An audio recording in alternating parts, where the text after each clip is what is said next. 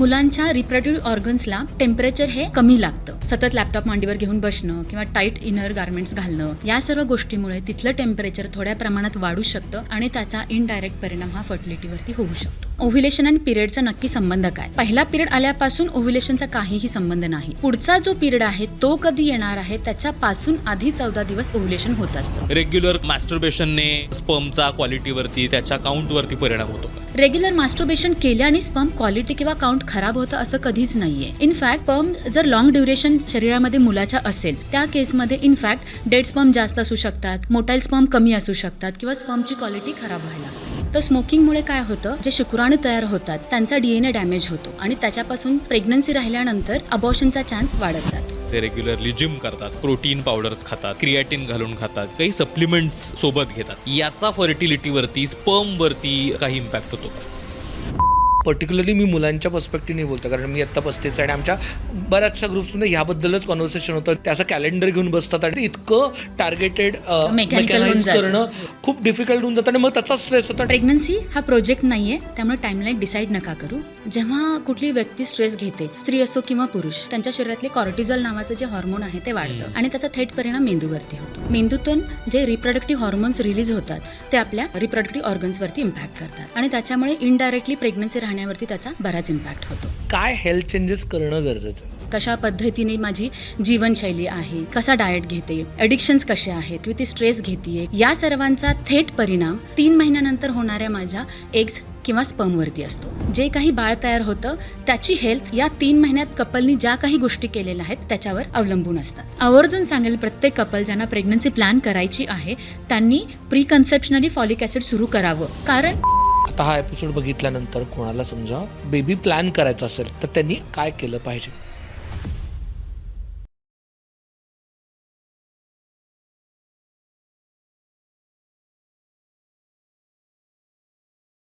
अमुक तमुकवरचा कॉन्टेंट जर तुम्हाला आवडत असेल, याच्यावर होणाऱ्या वेगवेगळ्या विषयांवरची चर्चा जर तुम्हाला आवडत असेल, तुमच्या ज्ञानात काही भर पडत असेल, तर याचा पुढचा टप्पा म्हणून आपण शाळेबाहेरचं शिक्षण अर्थात यूट्यूबसाठीची नवीन मेंबरशिप आपण लॉन्च केलेली आहे. जर तुम्हाला वेगवेगळ्या विषयांचे वर्कशॉप्स, ज्यामध्ये मेंटल हेल्थ आलं, पेरेंटिंग आलं, पर्सनल फायनान्स आहे आणि इतर सगळ्या पर्सनॅलिटी डेव्हलपमेंट रिलेटेड वर्कशॉप्स जर तुम्हाला हवे असतील आणि इतरही आणखीन पर्क्स हवे असतील, तर ही यूट्यूबची मेंबरशिप तुम्ही जॉईन करू शकता. यूट्यूब बटनच्या शेजारी असलेलं जॉईन बटनावर तुम्ही क्लिक करून ही मेंबरशिप घेऊ शकता. हॅलो हाय हॅलो नमस्कार, तुमच्या सगळ्यांचं मनापासून खूप खूप स्वागत आहे द मुक्त मुक शो म्हणजेच चॅटच्या या नव्या कोऱ्या एपिसोडमध्ये.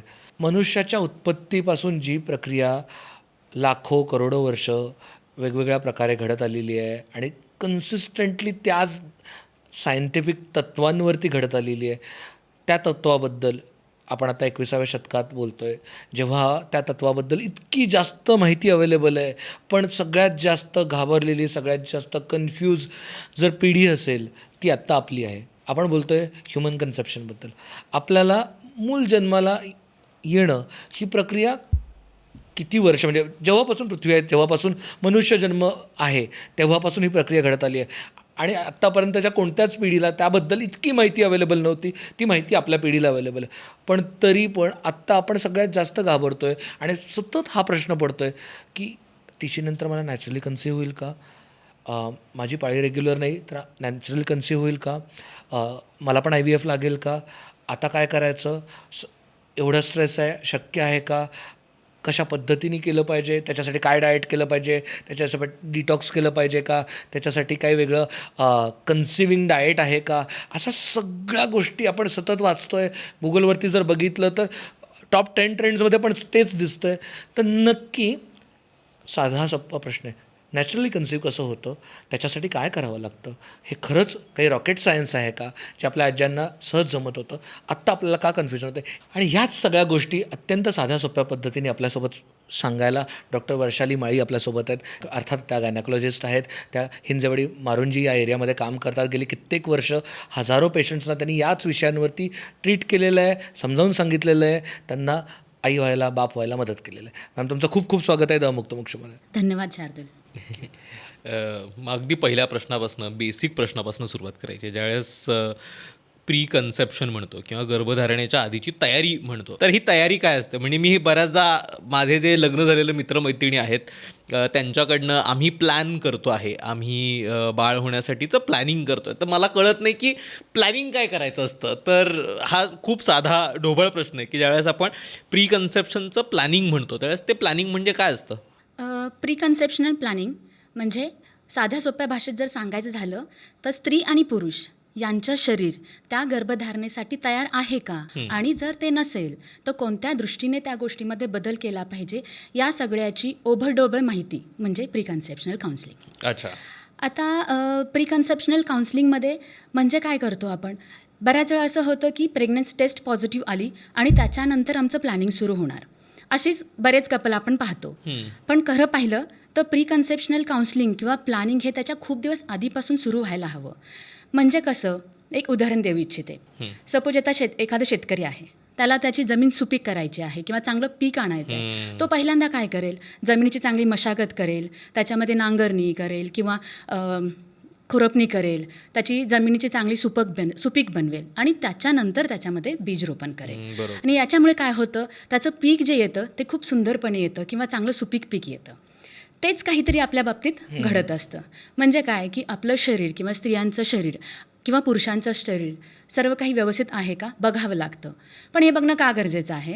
तर ॲक्च्युली पुरुषांचे जे शुक्राणू आहेत आणि स्त्रियांची जी अंडी आहेत यांची ॲक्च्युली पूर्ण डेव्हलपमेंट किंवा त्याची परिपक्वता होण्यासाठी कमीत कमी 74 ते 90 दिवस लागतात. म्हणजे किमान 3 महिन्यांचा कालावधी लागतो. आणि या सर्व कालावधीसाठी आपल्याला 3 महिने देणं गरजेचं असतं. म्हणजे काय, सपोज आज मी जे काही गोष्टी करते किंवा ती स्ट्रेस घेते, कशा पद्धतीने माझी जीवनशैली आहे किंवा मी कसा डाएट घेते, ॲडिक्शन्स कसे आहेत, या सर्वांचा थेट परिणाम 3 महिन्यानंतर होणाऱ्या माझ्या एग्स किंवा स्पर्मवरती असतो. आणि त्याच्यामुळेच जे काही बाळ तयार होतं त्याची हेल्थ हे या 3 महिन्यात कपलनी ज्या काही गोष्टी केलेल्या आहेत त्याच्यावर अवलंबून असतात.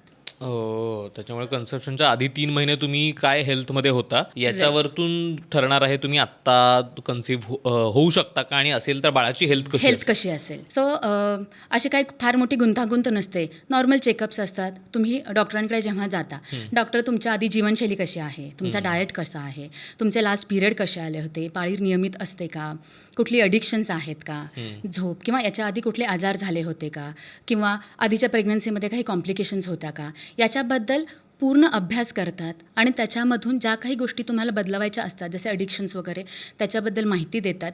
याच्यात काही ठराविक ब्लड टेस्टी केल्या जातात आणि आपल्याला कळतं की शरीर हेल्दी आहे का. या सर्व गोष्टींचा एकत्र प्रक्रिया जी येते त्याला प्री कन्सेप्शन काउन्सिलिंग म्हणतात. ओके. आणि तुम्ही म्हणालात की जीवनशैली, तुमचं डाएट या बदललं पाहिजे का? सो दोघांनाही म्हणजे पुरुष आणि स्त्री दोघांनाही काय हेल्थ चेंजेस करणं गरजेचं आहे? हेल्थ चेंजेसमध्ये जेव्हा आपण बोलू तेव्हा मेन तर आपल्याला इम्पॉर्टंट असते की आजकाल तुम्ही बघितलं असेल वर्क फ्रॉम होम, त्याच्यामुळे 7 तास बसून राहणं किंवा स्ट्रेसफुल लाईफस्टाईल किंवा बऱ्याच वेळा असं होतं की वर्किंग आवर्स त्यांचे इतके लाँग ड्युरेशनचे असतात, पूर्ण वेळ ते थकून जातात. आणि कन्सेप्शनच्या दृष्टीने जेव्हा त्यांना बघायचं असतं की बरेच कपल आमच्याकडे येतात आणि ते सांगतात की आम्हाला वेळच नाही मिळत इंटरकोर्स करण्यासाठी. पण जर संबंधच नाही आलं तर प्रेग्नन्सीचा पुढचा विचारही कोणी करू शकत नाही. किंवा त्यांचं लाईफस्टाईलमध्ये पूर्ण वेळ बसून असल्यामुळे त्यांचे जे काही वजन वाढ होत आहे किंवा BMI जो वाढतो आहे त्याच्यामुळे होणारे हॉर्मोनल चेंजेस, या सर्व गोष्टींवरती खूप परिणाम कन्सेप्शनवरती पडतो.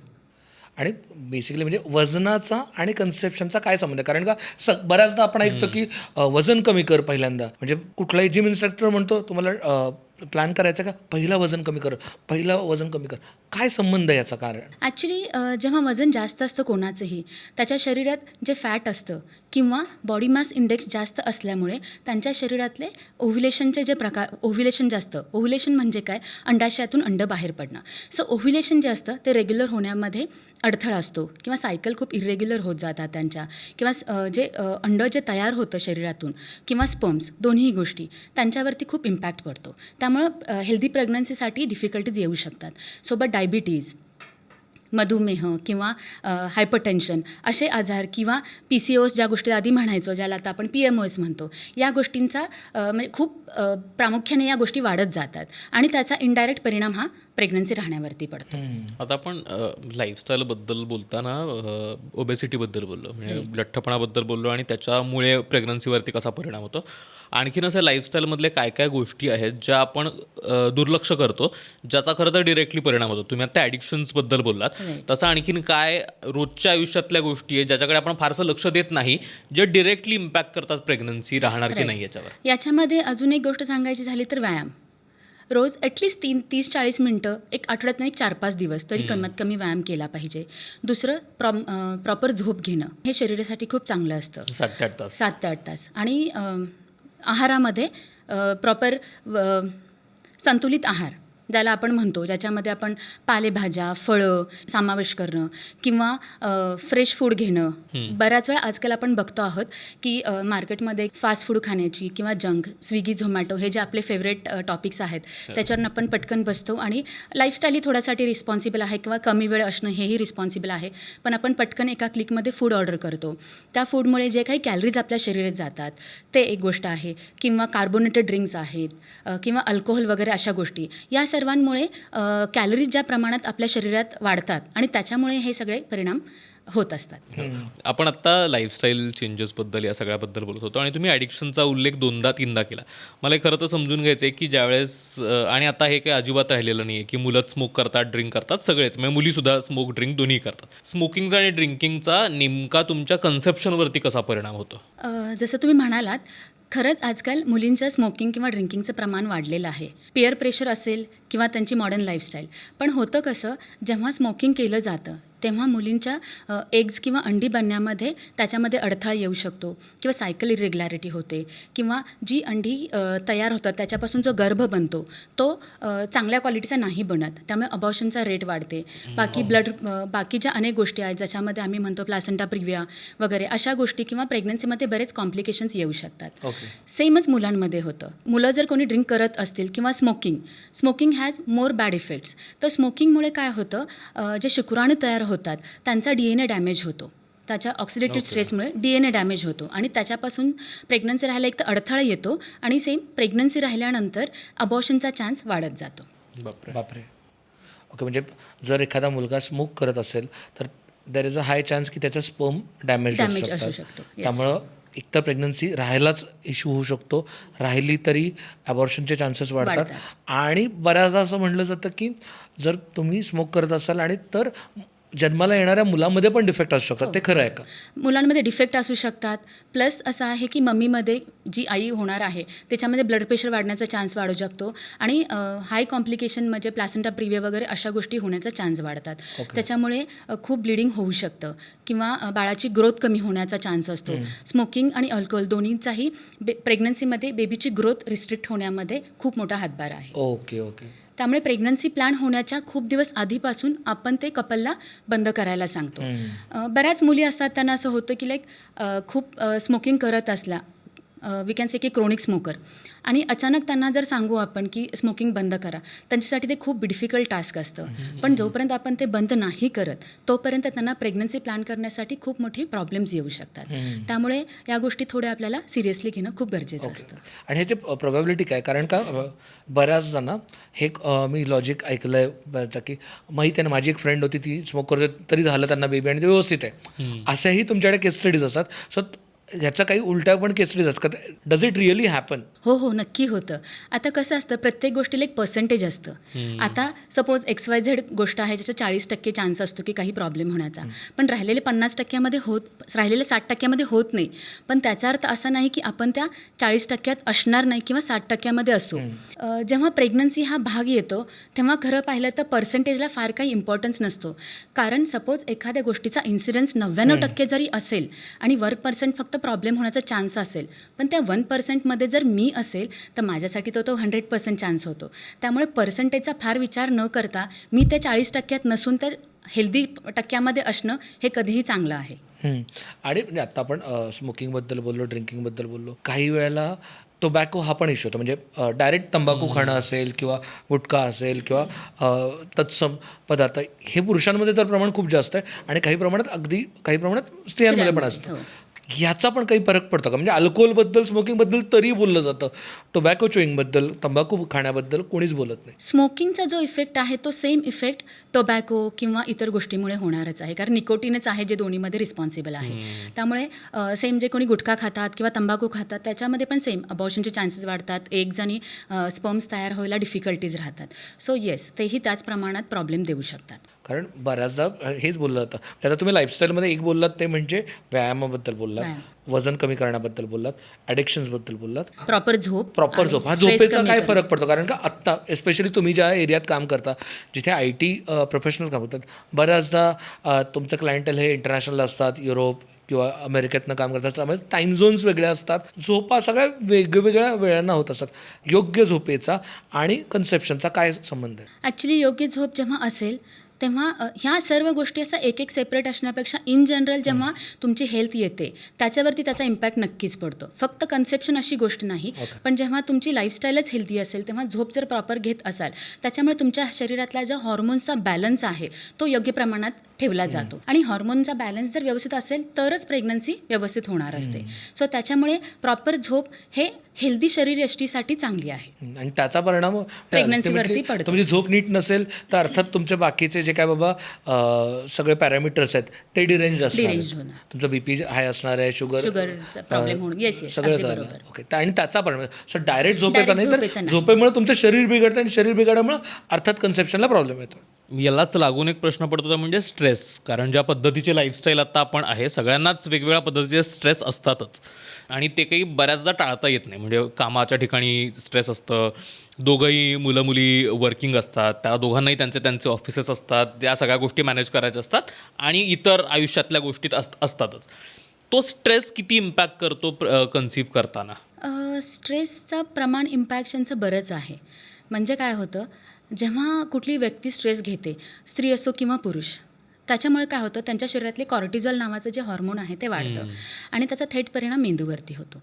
मेंदूतून जे रिप्रोडक्टिव्ह हॉर्मोन्स रिलीज होतात ते आपल्या रिप्रोडक्टिव्ह ऑर्गन्सवरती इम्पॅक्ट करतात आणि त्याच्यामुळे इनडायरेक्टली प्रेग्नन्सी राहण्यावरती त्याचा बराच इम्पॅक्ट होतो. स्ट्रेस हा प्रत्येकाला असतो, फक्त असा आहे की तो स्ट्रेस प्रेग्नन्सीवरती इम्पॅक्ट होऊ नये म्हणून तो स्ट्रेस न घेणं हे तर कोणाकडे शक्य नाही आहे. प्रत्येकाला जसं तुम्ही म्हणालात की कामाच्या प्रत्येक ठिकाणी स्ट्रेस असणार आहे, बरोबर. पण तो स्ट्रेस टॅकल करता आला पाहिजे. तो स्ट्रेस हँडल करणं खूप इम्पॉर्टंट आहे. रुटीन जीवनशैलीवर त्याचा इम्पॅक्ट नाही पडावं याच्यासाठी मग तुम्ही वेगवेगळ्या बऱ्याच गोष्टी यूज करू शकता. मेडिटेशन करू शकता, काही छंद जोपासू शकता किंवा मित्र सर्कल, मैत्रिणी सर्कल यांच्यासोबत तो स्ट्रेस टॅकल करणं शिकलं पाहिजे. पण स्ट्रेसचा खूप मोठा इम्पॅक्ट पडतो प्रेग्नन्सीवर. कारण बऱ्याचदा आपण प्रेग्नन्सी कन्सीव्ह करण्याच्या बाबतीत ज्यावेळेस गोष्टींबद्दल बोलतो त्यावेळेस डाएट करा, वजन कमी करा एवढ्या पुरतंच हे कॉन्व्हर्सेशन राहतं किंवा काय ॲडिक्शन्स बंद करा. पण स्ट्रेस सुद्धा खूप जास्त खूप मोठा जास्त इम्पॅक्टिंग महत्त्वाचं, खूप फॅक्टर important. रादर आणि- मी तर बघितलं माझ्या ओळखीच्यांमध्ये ह्या गोष्टींचा स्ट्रेस येतो की ते डाएट Yes, करायचं करायचं आहे, आहे. मला हो. सिगरेट सोडायची आहे, मला आता पुढचे 6 महिने दारू नाही प्यायची आहे, ह्याचा स्ट्रेस घेतला लोकांनी.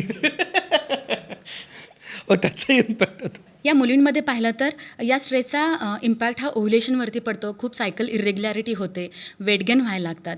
होतं काय, जेव्हा त्यांना स्ट्रेस यायला लागतो त्यांना बिंज इटिंग सुरू होतं, म्हणजे जे काही दिसेल ते खायला. आणि बऱ्याच वेळा अशा वेळी त्यांना हाय कॅलरी गोष्टी खायला आवडतात, जसे की स्वीट्स किंवा पिझ्झा, पास्ता, बर्गर किंवा अशा तळलेले गोष्टी, पदार्थ, तळलेले chips. पदार्थ, ज्याच्यामुळे त्यांना इन्स्टंट ते पॉझिटिव्हिटी मिळते आणि मग याचा वजन वाढण्यावरती खूप मोठा परिणाम होतो आणि मग ऑटोमॅटिकली प्रेग्नन्सी राहण्यावरती प्रॉब्लेम सुरू होतात. तुम्ही आता खाण्याबद्दल बोललात. आत्ता ना तुम्ही जर गुगल सर्च केलं तरी ना कन्सेप्शन, नॅचरल कन्सेप्शन डाएट आणि ह्या सगळ्या प्रकारचे इतके वेगवेगळे डाएट्स येतात की तुम्ही प्रेग्नन्सी प्लॅन करता तर हे डाएट फॉलो करायला लागा, डिटॉक्स करायला लागा. असं काही स्पेसिफिक डाएट असतं का कन्सिव्ह करायसाठी? प्रिकन्सेप्शन डाएट अशी काही कुठली संकल्पना नाही आहे.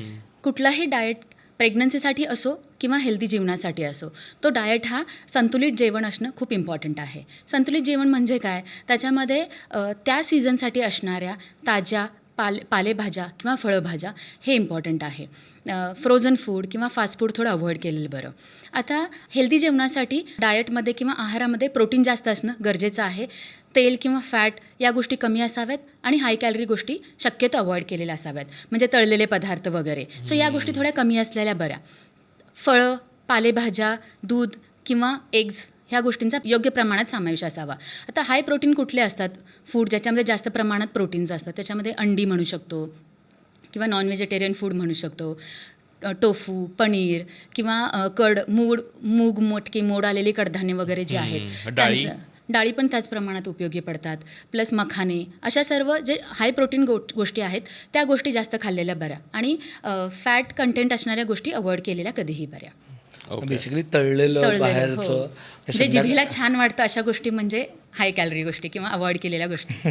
आणि मॅम आता हे झालं की आधी तयारी काय वगैरे सगळं, पण नक्की नॅचरली जे आहे का नैसर्गिक प्रोसेस काय असतं? कारण का अनफॉर्च्युनेटली इतकी सगळी अवांतर माहिती आम्हाला आहे, पण नक्की नैसर्गिकरित्या कन्सेप्शन कसं होतं, बायोलॉजिकल प्रोसेस काय असतं त्याची, हीच थोडी माहिती कमी आहे. एक छोटा अंड, स्त्रियांच्या शरीरातून निघणारं एक छोटं अंड आणि पुरुषांच्या शरीरातून निघणारा एक छोटा स्पर्म, हे इतके छोटे असतात की आपल्याला दिसतही नाहीत आणि त्याच्यापासून एक सुंदरसा जीव तयार होतो. ते एक निसर्गाची एक चांगली खूप मोठी एक कृती आहे. ही बायोलॉजिकल प्रोसेस थोडीशी अवघड किंवा गुंतागुंतीची आहे. त्याच्यामध्ये काय होतं, स्त्रियांच्या शरीरातून एक अंड मिड सायकलला निघतं, त्याला ओव्ह्युलेशन म्हणतं. ते जे स्त्रियांच्या शरीरातून निघालेलं अंड जे ओव्हरीतून रिलीज होतं ते अंड फॅलोपियन ट्यूब कॅप्चर करतात आणि ते फॅलोपियन ट्यूबमध्ये येतं. त्याचवेळी जर शारीरिक संबंध घडले तर तेव्हा जे स्पर्म्स रिलीज होतात ते स्पर्म्स युटरसमधून फॅलोपियन ट्यूबमध्ये येतात आणि तिथे एक सुंदरसा झायगोट तयार होतो. आता हा तयार झालेला झायगोट त्याचं एम्ब्रिओमध्ये कन्व्हर्जन होतं. तो तयार झालेला एम्ब्रिओ हळूहळू सरकत युटरसमध्ये, जिथे त्याच्या स्वागतासाठी एक सुंदर युटरसच्या आतलं आवरण तयार करून ठेवलेलं असतं, तिथे येऊन तो रुजतो आणि तिथं त्याचं हळूहळू डेव्हलपमेंट होऊन एक जीव तयार होतो. आता या सगळ्याच्या मागे एक हॉर्मोन्सचं एक योग्य प्रमाणात हार्मोन्स आणि त्यांचा बॅलन्स असा असायला लागतो आणि त्याच्यातूनच ही प्रेग्नन्सी राहते. खरं तर किती कॉम्प्लिकेटेड आणि केवढी टप्प्याटप्प्यात होणारी प्रोसेस आहे. त्याच्यामुळे आता मला कळतं आहे की ज्यावेळेस इतके जे ऑब्स्टेकल्स जाणवतात, कारण इतकी कॉम्प्लिकेटेड आणि इतकी काय म्हणूयात वेगवेगळ्या टप्प्यावरती होणारी प्रोसेस आहे, त्याच्यामुळे त्यात कुठेही गडबड झाली तर तरीही प्रॉब्लेम येऊ शकतो. हां. करेक्ट आहे. योग्य वेळेला योग्य ठिकाणी योग्य गोष्ट घडणं हे महत्त्वाचं आहे. येस, अगदी बरोबर. याच्या सर्वांमध्ये एक हॉर्मोन्स एक वेगळ्या पद्धतीने असतील, त्यांचा बॅलन्स व्यवस्थित असेल आणि जसं तुम्ही म्हणाल प्रत्येक स्टेजला त्याचं व्यवस्थित प्रोडक्शन झालं असेल तरच ही प्रोसेस पॉसिबल आहे. या सगळ्यामध्ये आपण आता बऱ्याचदा ओव्ह्युलेशन हा शब्द वापरला. मला जेन्युइन कदाचित खूप मूर्खपणाचा प्रश्न वाटत असेल, पण तरीही मला विचारायचं आहे, पिरियड आणि ओव्ह्युलेशन यातला फरक काय? आणि पिरियड आला म्हणजे ओव्ह्युलेशन कधी येतं, त्याचे काही सिम्पटम्स कळतात का? कारण मी आत्ता याच एपिसोडच्या ह्याच्यासाठी रिसर्च करण्यासाठी काही प्रश्न वाचत होतो, तर इंटरनेटवरती प्रेग्नन्सी रिलेटेड सगळ्यात जास्त सर्च केलेल्या प्रश्नांपैकी हा एक प्रश्न आहे की मला ओव्ह्युलेशन आलंय का हे कसं कळणार आणि कधी येणार? तर जेन्युनली ओव्ह्युलेशन आणि पिरियड याच्यापासून जर सुरुवात केली की आधी पिरियड आणि ओव्ह्युलेशनमध्ये फरक काय किंवा काय आहे ते, आणि ओव्ह्युलेशन जर आहे तर मग त्याचे सिम्पटम्स, त्याची लक्षणं कसं कळेल की कुठलीही एक मुलगी, कुठलीही एक स्त्री आता ओव्ह्युलेटिंग आहे? तर ओव्ह्युलेशन म्हणजे एक अंडाशय आहे. अंडाशयातून जो परिपक्व एग बाहेर पडतो त्याला ओव्ह्युलेशन म्हणतात. म्हणजे काय होतं की थोडी बायोलॉजिकल प्रोसेस त्याच्या मागच्या आधी सांगते, मग नक्की पिरियड्स आणि ओव्ह्युलेशन याच्याबद्दल मी बोलते. आपल्या शरीरात एक पिट्युटरी नावाची ग्रंथी असते. ती ग्रंथी एक FSH नावाचे हॉर्मोन सिक्रेट करते. म्हणजे कोणालाही पिरियड आला की त्याच्यानंतर पुढचा पिरियड येण्याच्या मध्ये ही सर्व प्रोसेस चालू असते. जेव्हा FSH हॉर्मोन रिलीज होतं त्याच्यानंतर त्याचा इम्पॅक्ट जे पिरियड्स आल्यानंतर अंडाशयामध्ये छोटे फॉलिकल्स असतात त्याच्यावरती इम्पॅक्ट येतो आणि त्याच्या FSHच्या अनुषंगानं त्यातले फॉलिकल्स हळूहळू वाढायला लागतात. FSHच्या अनुषंगाने त्यातल्या इतक्या साऱ्या अंड्यामधलं एक अंड मोठं होतं आणि ते परिपक्व बनतं. आणि जेव्हा LH हॉर्मोन सर्ज बनतं त्याचा, तेव्हा ते अंडाशयातून अंड बाहेर येतं. ते बाहेर आलेलं अंड म्हणजे ओव्ह्युलेशन. सो अशा पद्धतीने ते अंड एकदा बाहेर आलं की मग त्याच्यानंतर 14 दिवसांनी पिरियड्स येतात. सो पिरियड्स म्हणजे नक्की काय असतं किंवा ओव्ह्युलेशन आणि पिरियडचा नक्की संबंध काय?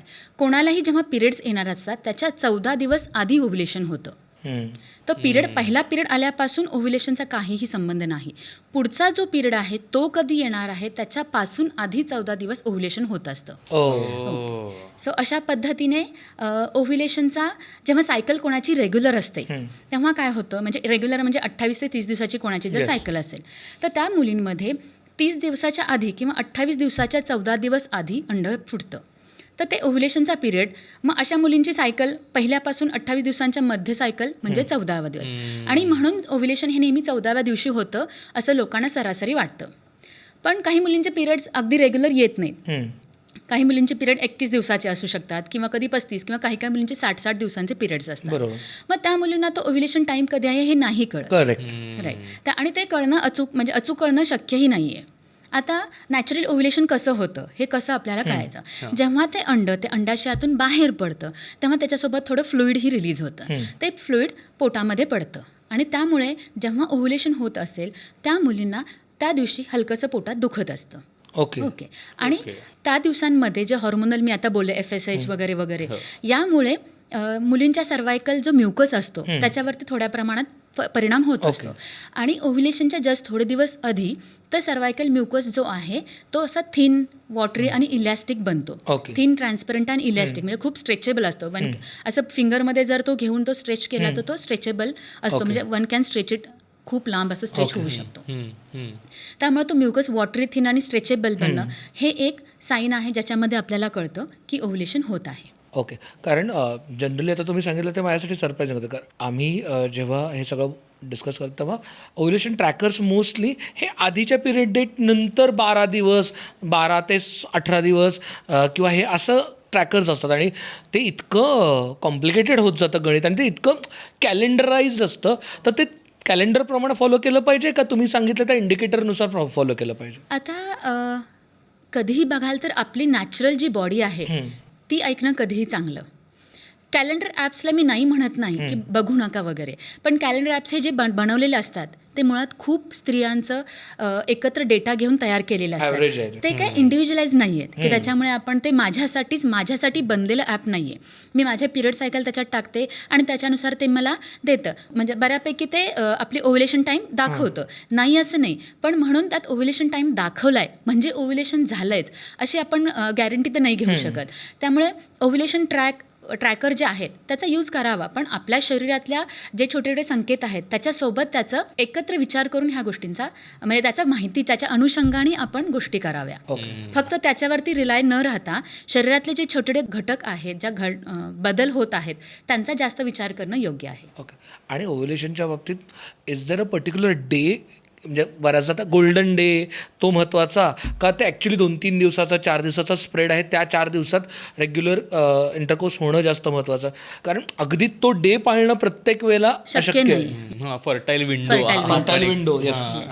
तर असं आहे की तो डेफिनेटली एक दिवस पाळणं हे पॉसिबलही नाही आहे आणि ते करण्याची गरजही नसते. कारण प्रत्येक वेळी सायकल अगदी 28 दिवसालाच येईल असं नसतं. काही वेळी रेग्युलर जे सायकल असेल तर काही लोकांची ती 30 दिवसांनी येऊ शकते, कधी 29 दिवसांनी येऊ शकते. त्यामुळं एग्ज हे तयार म्हणजे ओव्ह्युलेशन झाल्यानंतर एगची लाईफ सायकल असते 12 ते 24 तास आणि स्पर्म्स शरीरामध्ये 3 ते 5 दिवस राहू शकतात.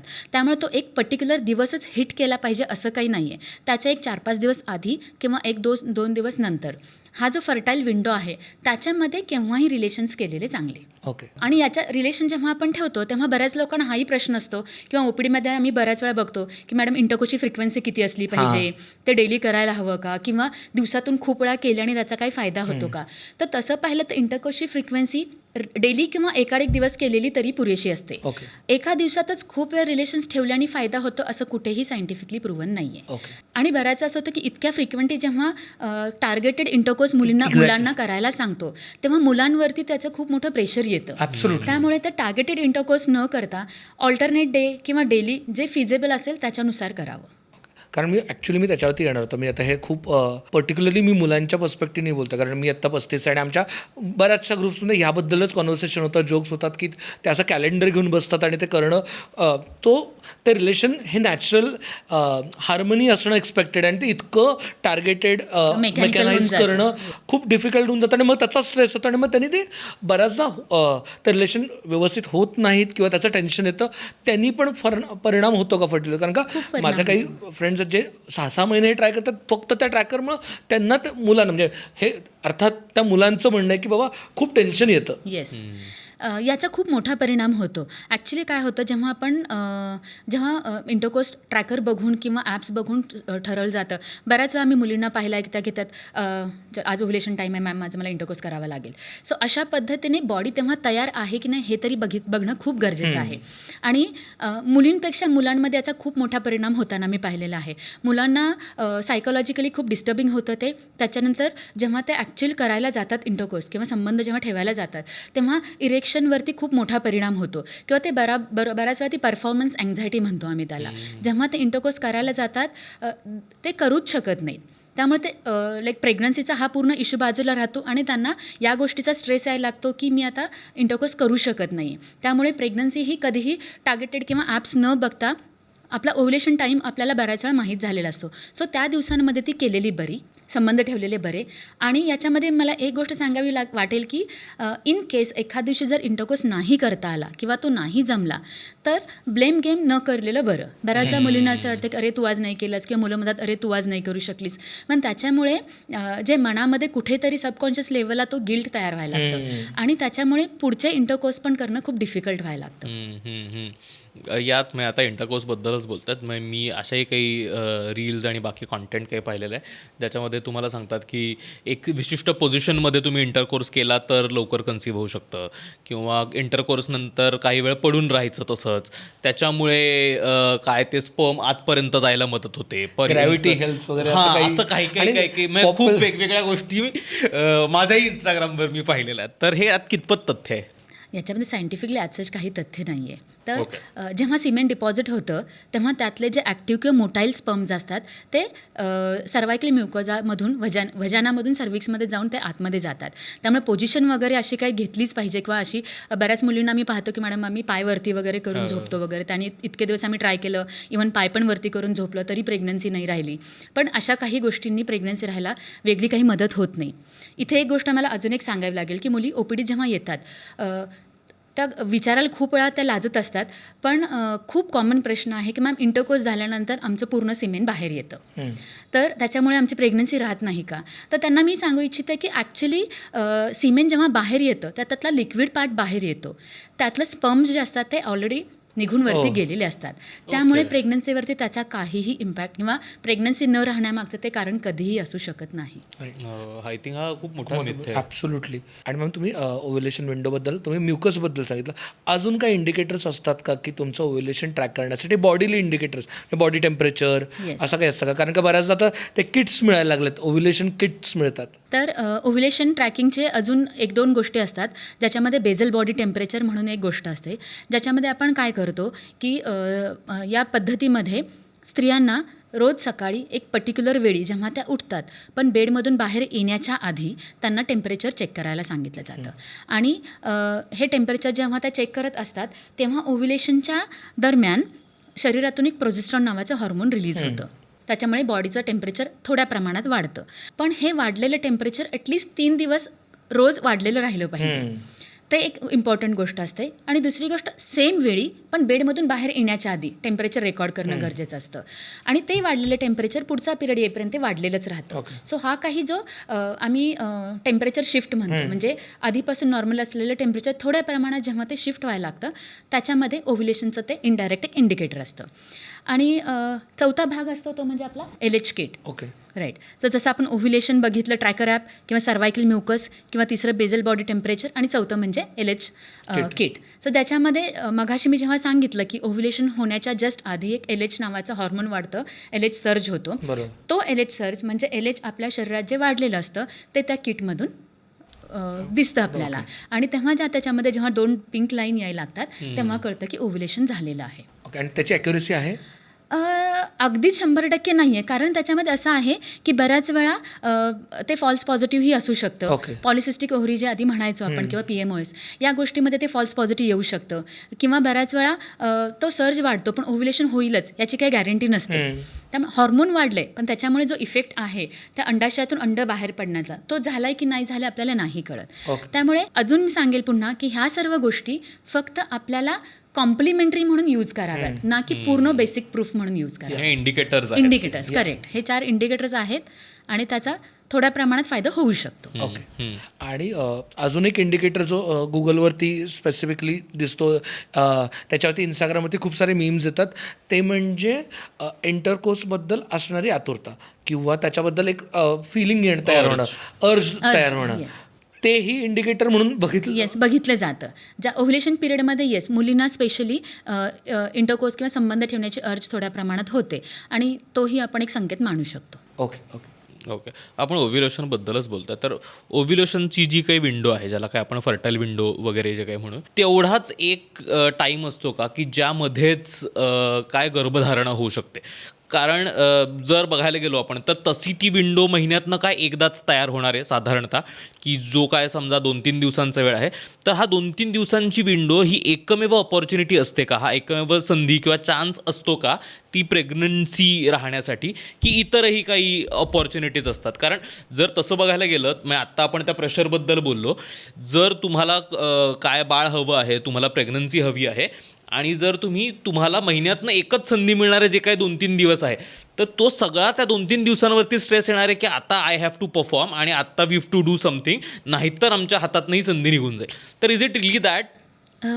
हो, ॲक्च्युली ओव्ह्युलेशन विंडो हे काही असेच डिझाईन झालेली टर्म नाही आहे. म्हणजे अंड जेव्हा बाहेर पडतं तेव्हाच चान्स असतो प्रेग्नन्सी राहण्याचा. फक्त याच्यामध्ये हा स्ट्रेस आपण म्हणजे त्या ओव्ह्युलेशन विंडोमध्येच इंटरकोर्स झाला तरच प्रेग्नन्सी राहणार असते, कारण तेव्हाच फक्त अंड तयार असतं शरीरातलं. शरीरातून जेव्हा अंड बाहेर पडतं त्याचमध्ये तेव्हाच जर स्पर्म आला तरच प्रेग्नन्सी राहण्याचा चान्स असतो. त्यामुळे ओव्ह्युलेशन विंडोमध्येच इंटरकोर्स झाला पाहिजे, पण त्यावेळी झाला पाहिजे याचा अर्थ असा नाही की त्याच्या आधी किंवा नंतर नाही झाला पाहिजे. मुलांना परफॉर्मन्स अँझायटी होण्याच्या मागचं कारण असतं की त्यांच्यावरती असणारं जे प्रेशर की त्यामध्ये इंटरकोर्स झाला पाहिजे. पण मुलींना किंवा मुलांना याच्यामध्ये असं वाटतं की त्या ड्युरेशनमध्ये इंटरकोर्स झाला पाहिजे म्हणजे आधी अजिबात नाही करायचा आणि नंतरही नाही करायचा. आणि बऱ्याच मुलींना काय वाटतं की ओव्ह्युलेशन झालं म्हणजे मी आता प्रेग्नंट राहिली आहे, म्हणजे मी आता इथून पुढे इंटरकोर्स नाहीच केला पाहिजे. सो त्यांना एक हे मिथ असतं की प्रेग्नन्सीमध्ये किंवा ओव्ह्युलेशन नंतर इंटरकोर्स नाहीच करायचा. त्यामुळे जी त्यांची बॉडीची जी इंटरकोर्सची असणारी जी काही गरज आहे किंवा त्यांना जी काही बॉडीची डिमांड आहे ती कोणी ऐकत नाही. मग मुलंही ते ऐकत नाहीत आणि मुलीही ऐकत नाही. त्यांना असं वाटतं की आपल्याला याच पिरियडमध्ये फक्त इंटरकोर्स करायचं आहे, आधी नको करायला, नंतर नको करायला. त्याच्यामुळे ॲक्च्युली जास्त अँझायटी प्रेशर तयार व्हायला लागतं. ते इंटरकोर्स प्रेमाची कुठेतरी प्रोसेस आहे, ती फक्त कन्सेप्शनची प्रोसेस होऊन जाते आणि मग अवघड होऊन जातं. हो, इंटरकोर्स म्हणजे फक्त प्रेग्नन्सी हा एकच तेव्हा तिथे त्यांच्याकडे हा एकच अजेंडा राहतो. आणि मॅम ओव्ह्युलेशनबद्दलचाच अजून एक प्रश्न आहे की ओव्ह्युलेशन पिरियड सोडून, कारण का आता म्हणजे त्याचा एक वेगळ्या पद्धतीने हे केलं जातं की ओव्ह्युलेशन पिरियड नाही ना तर मी हे वापरणार नाही, म्हणजे काय म्हणतात त्याला, प्रोटेक्शन वापरणार नाही, कारण ओव्ह्युलेशन नाही मग प्रोटेक्शन नाही वापरलं तर काय नाही होणार प्रेग्नंट, असंही आहे का? तर प्रेग्नन्सी कोणाला नको असेल तर तेव्हा ओव्ह्युलेशन पिरियड सोडून इतर वेळी इंटरकोर्स केलेला चांगला आहे. पण प्रॉब्लेम असा असतो की प्रत्येक वेळी ओव्ह्युलेशन पिरियड तोच आहे हे आपल्याला कळण्यासाठी 100% कुठलंही प्रूफ नाही आहे. त्याच्यामुळे जर कोणाला प्रेग्नन्सी अगदी नकोच असेल तेव्हा हा ओव्ह्युलेशन पिरियड किंवा सेफ पिरियड मेथड वगैरे न वापरता प्रॉपर प्रोटेक्शन यूज केलेलं कधीही बरं. जसं मी मगाशी म्हणाले, कोणाची सायकल जर 60 दिवसांची असेल तर त्या 40 ते 60 दिवस असं असू शकतं, किंवा काही मुलींची सायकल 1 महिन्यापासून 6 महिन्यापर्यंत केव्हाही येऊ शकते. सो अशा मुलींमध्ये तो ओव्ह्युलेशन पिरियड कधी आहे हे कळण्यासाठी मार्गच नसतो. कारण त्यांचं जसं मी म्हणाले की ओव्ह्युलेशन हे पुढची पाळी येण्याच्या 14 दिवस आधी होत असतं. मग ते पुढची पाळी 40 दिवसांनी येणार आहे की 20 दिवसांनी येणार आहे की 60 दिवसांनी येणार आहे मला नाही माहिती आहे. त्याच्यामुळे तो ओव्ह्युलेशन पिरियडच मी टार्गेट नाही करू शकत. त्यामुळे ज्या कपलना प्रेग्नन्सी ठेवायची नाही आहे त्यांना जर प्रोटेक्शन यूज करायचं असेल तर त्यांनी नेहमीच ते यूज करावं. आणि ज्यांना प्रेग्नन्सी ठेवायची आहे अशा कपलना, ज्यांच्यामध्ये इरेग्युलर पिरियड्स आहेत, अशा मुलींमध्ये मी सांगेल की दर 2-3 दिवसातून एकदा रिलेशन ठेवावेच लागतील, कारण अशा मुलींमध्ये ओव्ह्युलेशन विंडो किंवा फर्टाईल विंडो आपल्याला कळणारच नाही आहे. त्यामुळे त्यांना 2 ते 3 दिवसातून रिलेशन ठेवावेच लागतील. मॅम, फर्टाईल विंडोच्या मध्ये बऱ्याचदा ते ॲप्स दाखवताना ना फर्टाईल विंडोचा एक पर्टिक्युलर डे दाखवतात की दॅट इज द हायेस्ट, म्हणजे ते लिटरली एक बेल कर्वसारखा कर्व येतो की ह्या दिवशी केलं तर 90% चान्सेस आहेत कन्सिविंगचे, आणि जर तुम्ही ह्या दिवशी केलं तर 50% चान्सेस आहेत, या दिवशी केलं तर 30% चान्सेस. एवढं फरक पडतो का? एवढी ॲक्युरेटली कुठलंही काही मेजर करू शकणार नाही, कोणतंही ॲप हे मेजर नाही करू शकणार. फक्त अशा गोष्टी जर आपल्याला जाणायच्या असतील तर ओव्युलेशन मॉनिटरिंग म्हणून एक सोनोग्राफी केली जाते, ज्याच्यामध्ये आपण पाळीच्या 10व्या दिवसापासून, कारण मुलींची सरासरी 28 दिवसांची सायकल पकडली तर पाळीच्या 10व्या दिवसापासून आपण मॉनिटरिंग करू लागतो. तेव्हा 2 ते 3 दिवसातून आपण सोनोग्राफी करतो. त्यांनी आपल्याला कळू शकते की अंड कधी रिलीज होतं आहे. पण त्याच्यातही ॲक्युरेट 1 दिवस कळणं खूप अवघड पडतं. त्याच्यामध्येही आपल्याला 24 ते 48 तासांचा विंडोज पकडावा लागतो. त्यामुळं कोणतंही ॲप दाखवत असेल की ही हाच एक दिवस आहे ज्याच्यामध्ये आपण इंटरकोर्स केला तर खूप चान्सेस आहेत, अशा गोष्टी थोड्या इतक्या पॉसिबल असणं शक्य नाही आहे. त्यामुळे फक्त तो एकच दिवस रिलेशन ठेवण्याच्या ऐवजी जसं मी मगाशी सांगितलं 2 दिवसातून एकदा किंवा 2 ते 3 दिवसातून एकदा रिलेशन ठेवलेले कधीही बरे. हार्ड अँड फास्ट फॉलो करायची नाही, गरज नाही. गरज नाही. साधारणतः ती विंडो, तो आठवडा तुम्ही एकाड एक दिवस फॉलो करणं जास्त फायद्याचं. फिजिबल आहे. मी हे खूप आजूबाजूच्या लोकांमध्ये, मित्रांमध्ये, मैत्रिणींमध्ये हे खूप पाहिलेलं आहे की काही काही कपल्स असतात जे बराच काळ प्रयत्न करत असतात प्रेग्नन्सीसाठी. म्हणजे काही वर्षांपासनं वेगवेगळ्या ट्रीटमेंट्स, म्हणे आपण हे डाएट ट्राय करू, हे करू, ते करू, ते करू, असं भरपूर काय ट्राय करण्याचा प्रयत्न करत असतात, पण तरीही त्यांना कन्सीव्ह होत नाही किंवा त्याच्यासाठी डिफिकल्टीज येतात. आणि काही लोक असतात जे अनप्लॅन्ड अचानक कन्सीव्ह करू शकतात. तर हा जो एक डिफरन्स आहे की काही लोकांना प्रयत्न करूनसुद्धा प्रेग्नन्सी अचीव्ह करता येत नाही आणि काही लोक पहिल्याच प्रयत्नात किंवा काही वेळेस अनप्लॅन्डसुद्धा प्रेग्नन्सी राहते. तर यातली जी डिस्पॅरिटी आहे ती कशी बघता तुम्ही? जेव्हा प्रेग्नन्सी राहत असते तेव्हा प्रेग्नन्सी राहण्यासाठी जसं ओव्युलेशन होणं किंवा स्पर्म्स तिथं येणं, हे याच्यासोबतच एक हॉर्मोनचा एक मायलू तयार होणं किंवा बाकी इतर गोष्टी आहेत जसं ट्यूब्स आहेत, युट्रस आहे, ह्या सगळ्या गोष्टी एकत्र आल्या की त्यांचं फंक्शनॅलिटी व्यवस्थित आली की प्रेग्नन्सी राहू शकते. तर एखाद्या कपलला एखाद्या सायकलमध्ये प्रेग्नन्सी राहणं नॅचरल आहे, पण प्रत्येक कपलचं शरीर किंवा प्रत्येक कपलचं असणारं हॉर्मोन्स काय एकसारखंच असेल असं नाही आहे. काही मुलींचे पिरियड इरेग्युलर असतील तर तेव्हा त्यांचं ओव्युलेशन जसं उशिरा होऊ शकेल, प्लस ओव्युलेशन सोडून इतरही प्रॉब्लेम त्यांच्या शरीरात असू शकतात ज्याच्यामुळे गर्भधारणा राहत नाही आहे. जसं की फेलोपियन ट्यूब्स आहेत, त्याच्यामध्ये काही ब्लॉक असू शकतो किंवा त्यांच्या शरीरात अंडीज कमी आहेत किंवा युट्रस आहे, युट्रसमध्ये काही प्रॉब्लेम आहेत किंवा इन जनरल हॉर्मोन्सलाच प्रॉब्लेम आहेत किंवा बरेच असे कपल आहेत ज्याच्यामध्ये कुठेही काही प्रॉब्लेम नसतो किंवा काही मुलांमध्ये स्पर्मचा काही इश्यू आहे. तर एखादे कपल प्रेग्नन्सी नॅचरल राहू शकते किंवा अनप्लॅन्डही राहू शकते, कारण त्या पिरियडमध्ये जेव्हा त्यांचा इंटरकोर्स झाला सर्व गोष्टी एकत्रित आल्या, सर्व हार्मोन्स सगळे एकत्र आले आणि राहिली. पण काही लोकांमध्ये कुठलाही इतर प्रॉब्लेम असू शकतो जो अजून अनआयडेंटिफाईड आहे, त्याच्यामुळे प्रेग्नन्सी नाही राहू शकत. तर असं होणं खूप स्वाभाविक आहे. त्यामुळे मल्टीफॅक्टोरियल आहे. त्याच्यामुळे ज्यांचा लक बाय चान्स लागला किंवा ज्यांच्या सगळ्या गोष्टी एकत्र जुळून आल्या त्यांच्यासाठी चांगलं आहे, पण मग बऱ्याचदा ते सगळेच्या सगळे टिक मार्क्स एका वेळी होणं थोडं डिफिकल्ट असतं. That's a good accident. Good सगळं म्हणजे सेरेंडिपिटी इथं म्हणता येईल खरं तर. पुरी कायनात जुटणी पडतीये एक साथ होणे में, असं खरं तर. हां, मला आणखीन एक प्रश्न पडतो ते म्हणजे की what is the right age ज्या वेळेस स्त्रीचं शरीर किंवा पुरुषाचं शरीर इज मोस्ट फर्टाईल आणि ते काळानुरूप आत्ता बदलत आलं आहे आणि आत्ताच्या लाईफस्टाईलनुसार आत्ताचा काय राईट एज असू शकतं? कारण जर बघायला गेलो ज्या पद्धतीची लाईफस्टाईल आपण जगतो, ज्या पद्धतीचं शिक्षण आपण घेतो, लग्नांचं वय साधारण 30च्या पुढेच जातं, तर कन्सेप्शनची वेळ साधारण 30 नंतर म्हणजे 32 ते 35, 38 या काळात हल्ली जास्त आहे. तर त्यावेळेस बऱ्याचदा असं ऐकलं जातं की आता खूप उशीर झाला आहे, आता तुम्हाला जमेल नाही जमेल कन्सेप्शन व्हायला नॅचरली. तर जर नॅचरली शरीरांचा विचार करायला गेला, ह्युमन बॉडीजचा, मानवी शरीरांचा, तर काय योग्य वय आहे ज्या काळात कन्सेप्शन राहणं सोपं पडू शकतं? कन्सेप्शन राहणं सोपं पडण्यासाठी वय म्हणाले तर अर्लियर इज द बेटर. पण म्हणून असं म्हटलं तर 18-19 वर्ष वगैरे असं तर नाही विचार करू आपण. पण जेव्हा प्रेग्नन्सीचा आपण गोष्टी विचार करतो तेव्हा बऱ्याच वेळा एक 35 वय आहे ज्याला आपण स्टँडर्ड मार्क पकडतो. 35च्या आधी प्रेग्नन्सी राहण्यासाठी योग्य वय मानलं जातं. आजकालच्या मुलींचं करिअर वगैरे ह्या गोष्टींचा जेव्हा विचार केला जातो तेव्हा बऱ्याच मुली ज्या वर्किंग आहेत त्या 30च्या नंतरच प्रेग्नन्सीचा विचार करतात. पण 35 नंतर गोष्टी थोड्याशा बदलायला लागतात. त्यामुळे कुठलंही कपल असेल जेव्हा आमच्याकडे येतं ते प्लॅनिंग करण्यासाठी किंवा प्रिकन्सेप्शनसाठी, तर अशा कपलना आम्ही सांगतो की 1 वर्ष जर प्रॉपर ट्राय केलं आणि प्रेग्नन्सी जर राहत नसेल तर त्यांनी नक्कीच वैद्यकीय सल्ला घ्यायला पाहिजे. पण हा नंबर तो वय 35 झाल्यानंतर बदलायला लागतो. तर 35 नंतर आपण युजली लोकांना मुलींना सांगतो की एक 5 ते 6 महिने तुम्ही नॅचरली ट्राय करा. त्यांनी जर गर्भधारणा झाली तर ठीक, नाही झाली तर मात्र वैद्यकीय सल्ला घेणं गरजेचं आहे. आणि सेम जर 40 वर्षानंतर एखादी मुलगी तिला जर ट्राय करायचं असेल, तेव्हा आम्ही त्यांना सांगतो की ज्या क्षणाला तुमच्या मनात विचार येईल की आता आपल्याला प्रेग्नन्सी प्लॅन करायची आहे, त्या क्षणाला तुम्ही जाऊन डॉक्टरांना भेटा. आणि मॅम आत्ता आपण in general ovulation process, conception process समजून घेतली. काय अडथळे असू शकतात ज्याने होत नाही? म्हणजे 1 वर्ष ट्राय करतोय तरी होत नाही, त्याच्यात काय काय प्रॉब्लेम्स असू शकतात? म्हणजे तुमच्याकडे एवढे पेशंट्स येतात, त्यातले असे काय प्रॉब्लेम्स असतात की जे खूप फक्त अज्ञानामुळे झालेले प्रॉब्लेम्स आहेत? म्हणजे आपण पहिला ते ॲड्रेस करूया, मग ॲक्च्युअल प्रॉब्लेम्स काय आहेत ते ॲड्रेस करू.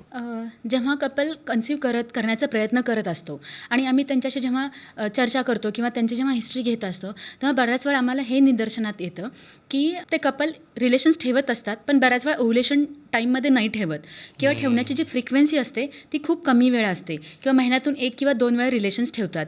आणि बऱ्याच वेळा असं होतं की परवाच एक मुलगी आली होती, शी केम अलोन. मग ती म्हणाली की मॅम प्रॉब्लेम असा आहे ना की माझी शिफ्ट असते डे टाईम आणि मिस्टरांची नाईट टाईम असते आणि मग आम्ही दोघं इतके थकून जातो की आम्हाला रिलेशन्स करायला वेळच मिळत नाही. मग जेव्हा अशा काही गोष्टी असतात तेव्हा त्या कपलला इतकं समजलं पाहिजे की ह्या सर्व गोष्टी जेव्हा प्रेग्नन्सी ही एकेकाळी प्रायोरिटी येते, तेव्हा मग त्यांना रिलेशनसाठी कुठली तर एक वेळ मॅच करणं गरजेचं आहे. या गोष्टीमुळे काय होतं, आपण फक्त दिवस, महिने, वर्ष काउंट करत जातो, पण ॲक्च्युली जी प्रोसेस असते रिलेशन्स होणं गरजेचं असतं तेच होत नाही. मग प्रेग्नन्सी राहण्याचा चान्स तसाही येत नाही. पण हे सोडून बाकीचे काय काय प्रॉब्लेम्स असतात ज्याच्यामुळे तुम्हाला कन्सिविंगला प्रॉब्लेम येऊ शकतो किंवा कन्सिविंगला अडथळा तयार होतो? तर हे जेव्हा आपण कारणं असतात त्याच्यामध्ये मुलींमध्ये जसं त्यांचं वय वाढेल किंवा कधीकधी अर्ली एजमध्ये पण AMH म्हणून एक फॅक्टर असतो, तो कमी व्हायला लागतो. AMH म्हणजे अँटीम्युलेरियन हार्मोन, सो ते कमी व्हायला लागतं. दुसरा प्रॉब्लेम त्यांचा फेलोपियन ट्यूबमध्ये असू शकतो. मगाशी मी जसं सांगितलं की ते अंड जे तयार झालेलं असतं ते फेलोपियन ट्यूब कॅप्चर करून ते त्याच्यामध्ये आणतात, फेलोपियन ट्यूबमध्ये येतं. तर ते कॅप्चर करून जो तिथे जो गर्भ बनला आहे तो युट्रसमध्ये जाण्यासाठी ती फेलोपियन ट्यूब ओपन असायला लागते. सपोज त्याच्यामध्ये कुठे ब्लॉक असेल तर, किंवा ती जेव्हा गर्भ तिथे बनतो आणि तो जो युट्रसमध्ये येऊन तिथं जेव्हा तो रुजतो तिथे काही प्रॉब्लेम असेल तर किंवा काही फायब्रॉइड्स असतील किंवा काही पॉलिप्स असतील किंवा हॉर्मोन्समुळे चेंजेस होत असतील ज्याच्यामुळे गर्भाशयाचं अस्तर जे आहे ते प्रॉपर तयार होत नसेल किंवा कधीकधी अंडच तयार होत नसतं. काही मुलींचे पिरियड्स इतके इरेग्युलर असतात की ते अंड प्रॉपर तयार होत नाहीत. असे बरेच फॅक्टर्स असतात. याच्यासोबतच काही हॉर्मोनल चेंजेस जे होत असल्यामुळे बऱ्याच वेळा मग ओव्युलेशन होत नाही. सो असे सर्व फॅक्टर मुलींमध्ये जाणवतात. आणि मुलांमध्ये जर म्हटलं तर प्रेग्नन्सी राहण्यासाठी बऱ्याच वेळा त्यांचं इरेक्शन होत नाही किंवा स्पर्म्समध्ये प्रॉब्लेम्स असू शकतात, स्पर्मची मोटिलिटी इश्यू असू शकतो किंवा बऱ्याच प्रमाणात स्पर्म तयार होतच नाहीत, स्पर्म काउंट कमी असतो किंवा कधी कधी असं असतं की सेक्शुअल डिस्फंक्शन इंटरकोर्स करायला ते तयारच होऊ शकत नाही. एकदा असं झालं होतं की एक मुलगी आली होती, ते ट्राय करत होते, दे वर ट्राईंग, आणि मी बऱ्याच वेळा त्यांना विचारले की प्रॉपर इंटरकोर्स होतं का, तर ती म्हणाली की मॅडम नाही, अजून इंटरकोर्सच प्रॉपर होत नाही, पण मात्र तिला प्रेग्नन्सी हवी होती. जेव्हा मी चेक केलं तेव्हा कळालं की जी हायमेनची ओपनिंग असते ज्याच्यामुळे ॲक्च्युअल इंटरकोर्स होतो ती ओपनिंगच प्रॉपर तयार झाली नव्हती. त्यामुळे लोकांना अजून कुठल्याही लेवलपर्यंत प्रॉब्लेम असू शकतात, पण बऱ्याच वेळा ते कळत नाही त्यांना की हा प्रॉब्लेम आहे आणि त्याच्यासाठी आपण डॉक्टरांकडे जाणं गरजेचं आहे. आपण आता स्पर्म काउंट आणि या सगळ्याबद्दल बोलत होतो आणि तुम्ही मगाशी बोलताना सुद्धा स्पर्म आणि स्पर्मची क्वालिटी याच्याबद्दल बोललात. जर कारण हे बऱ्याचदा प्रेग्नन्सी आणि या सगळ्या गोष्टीबद्दल आपण बोलतो त्यावेळेस आपण प्रायमरीली कशी त्या मुलीची रिस्पॉन्सिबिलिटी आहे आणि तिचे पॅरामीटर्स चुकीचे असतील, तिने व्यवस्थित स्वतःची काळजी नाही घेतली, तिच्यात काहीतरी दोष आहे, या पद्धतीनंच कायम आपण या सगळ्या प्रोसेसकडे बघतो. पण ज्यावेळेस मुलाच्या स्पर्म क्वालिटीचा, स्पर्म काउंटचा प्रश्न येतो त्यावेळेस एकतर ही स्पर्म क्वालिटी, स्पर्म काउंट कसे असतात, काय असतात ते का मॅटर करतात, आणि जर ते सुधारायचं असतील, जर त्यात म्हणजे चांगल्या क्वालिटीचे स्पर्म्स जर तयार करायचे असतील तर काय करायला हवं? जेव्हा मुलांचं आपण सिमेन ॲनालिसिस करतो सो त्याच्यामध्ये आपल्याला स्पर्मचे बरेच पॅरामीटर दिसतात. त्याच्यामध्ये व्हॉल्यूम म्हणजे सिमेन जे तयार होतं आहे ते योग्य प्रमाणात तयार होतं आहे का, किंवा त्याच्यामध्ये असणारे स्पर्म काउंट तो योग्य आहे का. बऱ्याचदा स्पर्म काउंट भरपूर असतं किंवा तो नॉर्मल असतो, पण त्याच्यामध्ये मोटाईल असणारे स्पर्म्स, जे प्रेग्नन्सी राहण्यासाठी जे स्पर्म उपयोगी असतात ते मोटाईल स्पर्म्स असतात. आणि मोटिलिटी ही एका डिरेक्शनमध्ये आणि फॉरवर्ड प्रोग्रेसिव्ह अशी असेल, असे स्पर्म कामाचे असतात. पण सपोज सिमेनमध्ये असे स्पर्म्स नसतील किंवा मॉर्फॉलॉजी की बाहेरचं स्ट्रक्चर त्यांचं जे आहे ते नॉर्मल आहे का, मॉर्फॉलॉजीमध्ये कुठे बिघाड असेल तरीही प्रेग्नन्सी राहणार नाही. किंवा कधी कधी असतं की त्याच्यामध्ये इन्फेक्शनच्या सेल्स खूप असतात. सो असे इन जनरल हे पॅरामीटर असतात ज्याच्यावरून कुठल्याही व्यक्तीची स्पर्म अगदी योग्य आहेत का प्रेग्नन्सी राहण्यासाठी हे बघितलं जातं. आणि काय कारणांमुळे ही स्पर्मची क्वालिटी खराब होते किंवा स्पर्मचा काउंट खराब होतो? जसं एक खूप कॉमन कदाचित मिथ असू शकेल की म्हणजे स्मोकिंगबद्दल आपण बोललो की स्मोकिंग कशी क्वालिटी हे करते. रेग्युलर मॅस्टरबेशनने स्पर्मचा क्वालिटीवरती त्याच्या काउंटवरती परिणाम होतो का? स्मोकिंग वगैरे या गोष्टींचा नक्कीच स्पर्मवरती परिणाम होतो. तर स्मोकिंग जितक्या लवकर अवॉइड करू तितकं बेटर राहतं. त्याच्यानंतर ओबेसिटी किंवा डायबिटीज वगैरे किंवा म्हणजे डायबिटीजमुळे स्पर्म काउंट कमी व्हायला लागतो. रेग्युलर मास्टरबेशन केल्याने स्पर्म क्वालिटी किंवा काउंट खराब होतं असं कधीच नाही आहे. इनफॅक्ट स्पर्म जर लाँग ड्युरेशन शरीरामध्ये मुलाच्या असेल, खूप दिवस जर इंटरकोर्स नसेल झाला किंवा मास्टरबेशन खूप दिवस नसेल केलं, त्या केसमध्ये इनफॅक्ट डेड स्पर्म जास्त असू शकतात किंवा मोटाईल स्पर्म कमी असू शकतात किंवा स्पर्मची क्वालिटी खराब व्हायला लागते. ओके. त्याच्यामुळे त्यामुळे रेग्युलर मास्टरबेशन केल्याने स्पर्म क्वालिटी किंवा काउंट खराब होतं उलट असं help मुळातच होऊ नाही. शकतं. उलट हेल्प होऊ शकतं. ओके. मॅम, आणि आत्ता तुम्ही बोललात की स्पर्म क्वालिटी आणि काउंट आणि बाकी मॉर्फॉलॉजी आणि त्याचं मोटाईल किती आहे हे सगळं महत्त्वाचं आहे. बऱ्याच जण पुरुष ती टेस्ट करायला घाबरतात जेव्हा सगळे पॅरामीटर्स मुलीचेच बरोबर येतात, इनफ फ्रिक्वेन्सीनी योग्य वेळेत करतात, तरी मुलांना भीती वाटतं की मी इनफर्टाईल आहे का. आणि ही सगळ्यात मोठी भीती असते त्यांना. इनफर्टाईल स्पर्म किंवा इनफर्टाईल पुरुष म्हणजे नक्की काय? म्हणजे स्पर्म काउंट कमी आहे, स्पर्मचा व्हॉल्यूम कमी आहे का, स्पर्म क्वालिटी डॅमेज्ड आहे, नक्की काय? हे जे काही बोललात ते सगळ्यामध्ये कुठेही बिघाड असेल तर तो इन्फर्टिलिटी असू शकते. म्हणजे की स्पर्म व्हॉल्यूम एक प्रॉपर प्रमाणात असायलाच पाहिजे. त्याच्यानंतर मॉर्फॉलॉजी पण व्यवस्थित असायलाच पाहिजे. ॲटलिस्ट 4% मॉर्फॉलॉजी नॉर्मल असणं योग्य आहे. त्याच्यापेक्षा जास्त छान, पण त्याच्यावर कमी असेल तर डेफिनेटली इन्फर्टिलिटीसाठी कॉन्ट्रीब्यूट होऊ शकतं. जसं स्पर्मची मोटिलिटी, ह्या सगळ्या गोष्टी एकत्र असताना कधी कधी असं होतं की पुरुषामध्ये स्पर्म तयारच झालेले नाही आहेत, तरीही त्याला इन्फर्टिलिटी म्हणू शकतो. पण काही लोकांमध्ये सगळे पॅरामीटर नॉर्मल आहेत आणि तरीही त्यांना ते परफॉर्मन्स करता येत नाही किंवा इंटरकोर्स करता येत नाही, त्यामुळे प्रेग्नन्सी नाही होत. त्यालाही इन्फर्टिलिटीच म्हणावं लागेल आपल्याला. मग तुमच्याकडे जर 100 पेशंट येत असतील आणि तर त्यातल्या किती टक्के मुलांमध्ये इन्फर्टिलिटी हा इश्यू असतो? इन जनरल ग्लोबली जेव्हा आपण बघतो किंवा आपल्याकडे येणारे 30 ते 40% मुलं हे इन्फर्टिलिटीमध्ये कॉन्ट्रीब्यूट करतात. बापरे, 30 ते 40% मेल इन्फर्टिलिटी असते आणि कधी 30 ते 40% फिमेलमध्ये असण्याचा चान्स असू शकतो आणि ऑलमोस्ट 20 ते 30% दोघांमध्येही प्रॉब्लेम असण्याचा चान्स असू शकतो. ओव्हरऑल फर्टिलिटीचा जर आपण रेशो पकडायला गेलो तर तर 30 ते त्यामध्ये 40% मुलांमध्ये असू मुलांमध्ये, शकतो. 30 ते 40% मुलींमध्ये, मुलींमध्ये. म्हणजे आणि बाकी कन्सेप्शन न दोघांची. होण्याच्या प्रॉब्लेममध्ये 30 ते 40% कारण contribute. मुलांची इन्फर्टिलिटी आहे, 30 ते 40% मुलींची इन्फर्टिलिटी, आणि 10 ते 20% वेळेला दोघंही इन्फर्टाईल असतात. ओके. आपण स्पर्मबद्दलच बोलतोय. मला अगदी थोडक्यात हे कारण असा कॉन्टेंट खूप ऐकायला मिळतो की तुम्हाला जर स्पर्मची क्वालिटी वाढवायची असेल तर हे व्यायाम करा किंवा काय या पद्धतीचं खाणं खा. मग काहीतरी 4-5 गोष्टी सांगतात, मग अश्वगंधात सांगतात आणि मग असं वेगवेगळ्या गोष्टी सांगतात. एक तर स्पर्मची क्वालिटी इम्प्रूव्ह करता येते का, आणि जर इम्प्रूव्ह करायची असेल तर ती कशी करता येते? स्पर्मची क्वालिटी पहिल्यांदा तर आपल्याला हे बघावं लागेल की स्पर्मची क्वालिटी खराब का झालेली आहे. तर मेडिकल काही रिझन असेल तर ते इम्प्रूव्ह करावं लागेल. पण इन जनरल जेव्हा आपण बोलतो तेव्हा व्यायाम नक्कीच प्रमाणात मदत करतं किंवा स्ट्रेस अवॉइड करणं हेही स्पर्म क्वालिटी इम्प्रूव्ह करायला मदत करतं. बाकी जी काही मार्केटमध्ये फर्टिलिटी सप्लिमेंट्स किंवा बूस्टर्स जे आहेत, सायंटिफिक काही असं प्रूफ नाही की ते ज्या व्यक्तीची क्वालिटी चांगली आहे त्याच्यामध्ये अजून काही पॉझिटिव्हली ते ॲड ऑन करतात. आता काही व्यक्तींमध्ये खरंच जर स्पर्म क्वालिटी खराब असेल, नंबर खराब असेल, तर अशा लोकांमध्ये जे काही रिझन आहेत त्याच्यानुसार बरेच कोएन्झाइम क्यू म्हणा किंवा विटॅमिन सी, सेलेनियम असे बरेच प्रोडक्ट्स आहेत ते देऊ शकतो. पण ज्या व्यक्तीची स्पर्म क्वालिटी नॉर्मल आहे अशा लोकांनाही बऱ्याच वेळा ह्या गोष्टी बरीच लोकं स्वतःहून घेण्याचा प्रयत्न करतात. तर त्या लोकांना मला सांगणं असं असेल की जेव्हा तुमची ऑलरेडी स्पर्म क्वालिटी चांगली आहे, स्पर्म्स चांगले आहेत, फक्त ती फर्टिलिटी बूस्टर्स आहेत मार्केटमध्ये अवेलेबल म्हणून ते घेण्यात काहीही अर्थ नाही. रॅन्डम फर्टिलिटी बुस्टर घेण्यात घेण्याची काही अर्थ गरज नाही. तुम्ही टेस्ट गरज करा, असेल, yes. तुमचे कुठले पॅरामीटर्स कशामुळे डाऊन आहेत हे बघा आणि मग ते करेक्ट करण्यासाठी त्या औषधं डॉक्टरनी घ्या. prescribe केलं Prescribe पाहिजे. केलेले औषधं घ्या. ओके. आणखीन एक त्यालाच जोडून प्रश्न ते म्हणजे जे रेग्युलरली व्यायाम करतात, जे रेग्युलरली जिम करतात, अशी लोक युजली प्रोटीन पावडर्स खातात किंवा त्यात क्रिएटिन घालून खातात किंवा आणखीन काही सप्लिमेंट्स सोबत घेतात. याचा फर्टिलिटीवरती, स्पर्मवरती काही इम्पॅक्ट होतो का? कोणी जर जिम करत आहे किंवा खूप फिजिकली खूप फिट आहे, त्याचा अर्थ असा नाही आहे की त्याची आतले स्पर्म्स किंवा क्वालिटी सगळी नॉर्मल असेलच. प्रोटीन्स वगैरे घेण्याने पॉझिटिव्ह इम्पॅक्ट होऊ शकतो, पण तो इतका जिम करतोय, पूर्ण जिममध्ये आहे म्हणजे त्याच्यात काही प्रॉब्लेम असणारच नाही असं काही नाही आहे. कारण हे जिम वगैरे हे एक्सटर्नल आपले शारीरिक गोष्टी बदलतात, पण म्हणून त्याचा पॉझिटिव्ह इम्पॅक्ट स्पर्म्सवरती पडेलच असं नाही.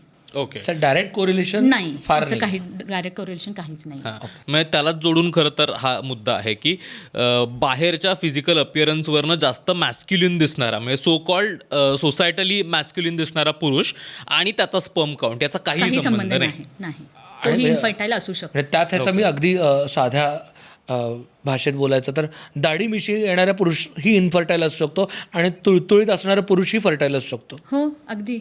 कारण बऱ्याचदा ह्या कनेक्शनचं दिसणाऱ्या म्हणजे पुरुष कसा दिसतोय त्याच्यावरनं त्याच्या फर्टिलिटी मोजमाप आपल्याला नाही करता येत, काही संबंध नाही. काही संबंध नाही. ओके. आणि मॅम ओंकारनी जो विचारला, कारण बऱ्याचदा ना जिममधलं हे कॉन्व्हर्सेशन आहे, हे मला ती प्रोटीन पावडरी नाहीत खायच्या त्यांनी मी इनफर्टाईल होईल, त्याचा काही संबंध काही आहे. संबंध नाही. आणि बऱ्याचदा अजून एक त्यातलंच जे बॉडी बिल्डर्स असतात आणि असे छान शरीरयष्टौ स्पर्धेत वगैरे भाग घेतात, त्याच्यात बऱ्याचदा असतं की ते स्टेरॉइड्स घेतात आणि स्टेरॉइड्सचा आणि फर्टिलिटीचा काही संबंध आहे का? हो, स्टेरॉइडचा इम्पॅक्ट पडू शकतो, निगेटिव्ह इम्पॅक्ट पडू शकतो फर्टिलिटीवरती. ओके, त्यामुळे स्टेरॉइड्स घेणं शक्यतो अवॉइड केलेलं बरं. मॅम आत्ता आपण स्पर्म्सबद्दल बोललो की पुरुषांच्या स्पर्म क्वालिटी आणि ह्याच्यात काय काय इश्यूज असू शकतात आणि ते कसे कसे इम्प्रूव्ह करू शकतो. पण आत्ता तुम्ही मगाशी स्टार्टिंगला म्हणालात की मुलींच्या बायोलॉजीमध्ये पण 4-5 टप्पे आहेत जे सगळे अलाईन व्हायला लागतात फर्टिलिटीसाठी. त्या टप्प्यात काय काय इश्यूज असू शकतात आणि ते कसे डिटेक्ट करायचं? सुरुवात आपण करूया AMHवरून. सो AMH एक हॉर्मोन आहे, ते अँटीम्युलेरन हॉर्मोन, जे ओव्हरीमध्ये छोटे छोटे फॉलिकल्स असतात त्याच्यातून ते सिक्रेट केलं जातं. तर हा AMH नंबर योग्य प्रमाणात असणं गरजेचं आहे. नॉर्मल आपण तो 2 to 4 पकडला जातो. तो जो नंबर जसा जसा वय वाढेल तसा तो कमी व्हायला लागतो. तर आजकाल AMHला खूप प्राधान्य दिलं जातं. म्हणजे एखाद्या व्यक्तीचं AMH आहे म्हणजे प्रेग्नन्सी होणारच आणि AMH खूप कमी आहे, प्रेग्नन्सी नाही होणार, अशा गोष्टी बघितल्या जातात. तर AMH एक अशी गोष्ट आहे ज्याच्यावरून आपल्याला थोड्या प्रमाणात अंदाज येतो की अंड्याचा नंबर किती आहे. पण AMHने आपल्याला अंड्याची क्वालिटी नाही करत. ओके. पण तरीही AMH करणं गरजेचं आहे, कारण जर AMH कमी साईडला असेल तर पुढे जाऊन प्रेग्नन्सी राहायला डिफिकल्टीज होऊ शकतात. त्यामुळे योग्य वेळी आपण त्याचं मार्गदर्शन करून पटकन त्याची ट्रीटमेंट करून प्रेग्नन्सी राहता येते. AMH म्हणजे तुमच्याकडे किती अंडी आहेत, अंड्याचा साठा किती आहे, ओव्हॅरियन रिझर्व्ह आपण म्हणतो. सो ओव्हॅरियन रिझर्व्ह जर कमी असेल तर डेफिनेटली प्रेग्नन्सी राहायला प्रॉब्लेम येण्याचे चान्सेस जास्त असतात. त्यामुळे पटकन त्याच्यावरती कुठला जो ट्रीटमेंटची गरज आहे किंवा मदत घेऊन, वेगवेगळ्या पद्धती अवेलेबल आहेत त्याची मदत घेऊन प्रेग्नन्सी प्लॅन करणं योग्य. त्याच्यानंतर पुढे जर बोलायचं झालं तर फॅलोपियन ट्यूबची टेस्टिंग. आता फॅलोपियन ट्यूब्स आपल्या ओपन आहेत का हे बघण्यासाठी आपल्याकडे HSG म्हणून एक टेस्ट असते, हिस्टेरोसॅल्फिंगोग्राम, किंवा SSG म्हणून टेस्ट असते, सलाईन सोनोग्राम. या टेस्ट केल्या जातात. कधी कधी लॅप्रोस्कोपी करून आम्ही बघतो की फॅलोपियन ट्यूब्स ओपन आहेत का. त्या जर ओपन असतील तर मग प्रेग्नन्सी राहण्यासाठी चांगला चान्स असतो. आणि त्या जर ब्लॉक असतील, दोन्ही साईडच्या जर फॅलोपियन ट्यूब्स ब्लॉक असतील तर मग मात्र आपल्याला नॅचरल प्रेग्नन्सी न राहता दुसऱ्या कुठल्या प्रेग्नन्सी राहणाऱ्या गोष्टींचा मदत घ्यावी लागते. त्याच्यानंतर येतं एग्ज व्यवस्थित रिलीज होत आहेत का बघण्यासाठी. जसे बाकीचे ट्रॅक होते ओव्ह्युलेशन ट्रॅक करण्यासाठी ओव्ह्युलेशन मॉनिटरिंग म्हणून एक गोष्ट असते, ज्याच्यामध्ये आपण एगची साईज व्यवस्थित वाढत चाललेली आहे का, त्याच्यासोबतच युट्रसचं अस्तर, गर्भास्तर व्यवस्थित तयार होतं आहे का, हे मॉनिटरिंग करतो. आणि हे मॉनिटरिंग करताना एक 18 ते 20 साईजपर्यंत जर अंडं आलं आणि तेव्हा ते फुटणं अपेक्षित असतं. इनफॅक्ट जर तेव्हा फुटत नसेल तर तेव्हा काही इंजेक्शन दिली जातात, त्याने ते अंड फुटायला मदत होते आणि त्या ड्युरेशनमध्ये आपण कपलला सांगतो रिलेशन्स ठेवायला, त्याने मग प्रेग्नन्सी राहण्याचा चान्स वाढायला मदत होते. हे झालं फेलोपियन ट्यूब्स ओव्हरीजबद्दल. आता युट्रस आहे ज्याच्यामध्ये येऊन प्रेग्नन्सी राहणार असते, तर त्या युट्रसमध्ये काही प्रॉब्लेम्स नाही आहेत ना हे बघण्यासाठी आपण सोनोग्राफी करू शकतो, ज्याच्यामध्ये आपल्याला कळतं की फायब्रॉइड्स कुठे आहेत का, किंवा पॉलिप कुठे आहे का, किंवा युट्रसमध्ये कुठले अबनॉर्मॅलिटीज आहेत का, किंवा युट्रस कुठे आतमध्ये काही चिटकलेलं आहे का, किंवा कुठल्या पद्धतीचं इन्फेक्शन आहे का, या गोष्टी आपल्याला कळतात. त्याच्यासोबतच युट्रस आतून पूर्ण तपासणी करण्यासाठी हिस्टेरोस्कोपी म्हणून एक टेस्ट असते, तर त्याच्यातून आपल्याला ह्या सर्व गोष्टी डोळ्यांनी बघायला मिळतात. सो अशा या सर्व टेस्ट केल्याने आपल्याला प्रत्येक टप्प्यात कुठं काही प्रॉब्लेम आहे का तो निदर्शनात येतो आणि मग त्याच्यावरून आपण ट्रीटमेंट करून प्रेग्नन्सीचा चान्स वाढवू शकतो. ओके, ह्या सगळ्या गोष्टी पण अडथळे असू शकतात. सो बेसिकली वेळेत तुम्ही जर त्याचं टेस्टिंग केलं, तुम्हाला लक्षात आलं काय प्रॉब्लेम आहे आणि त्या प्रॉब्लेमला टार्गेटेड ट्रीटमेंट केली तर प्रेग्नन्सी राहायला इझी होऊन जातं. ओके. जर आता समजा एका कपलने डिसाईड केलं की आम्हाला आता प्रेग्नन्सी हवी, आता आम्हाला बाळ हवं आहे, अशा वेळेस पहिल्यांदा जाऊन काय गोष्टी करायला हव्या? म्हणजे जर आज कुठल्याही एका कपलने ठरवलं की आज आपण आता ठरवूयात की आपल्याला आता पुढच्या 2-4 महिन्यात प्रेग्नंट राहायला हरकत नाही आहे, आता पहिल्यांदा सुरुवातीला काय गोष्टी केल्या पाहिजे? म्हणजे मग काय टेस्ट केल्या पाहिजेत आणि इतर सगळ्याच गोष्टी, म्हणजे लाईफस्टाईलमधल्या बदलांपासून काय, जर आज ठरवलं की कुठल्याही कपलने समोर बसून की करूयात, तर काय करायला हवं?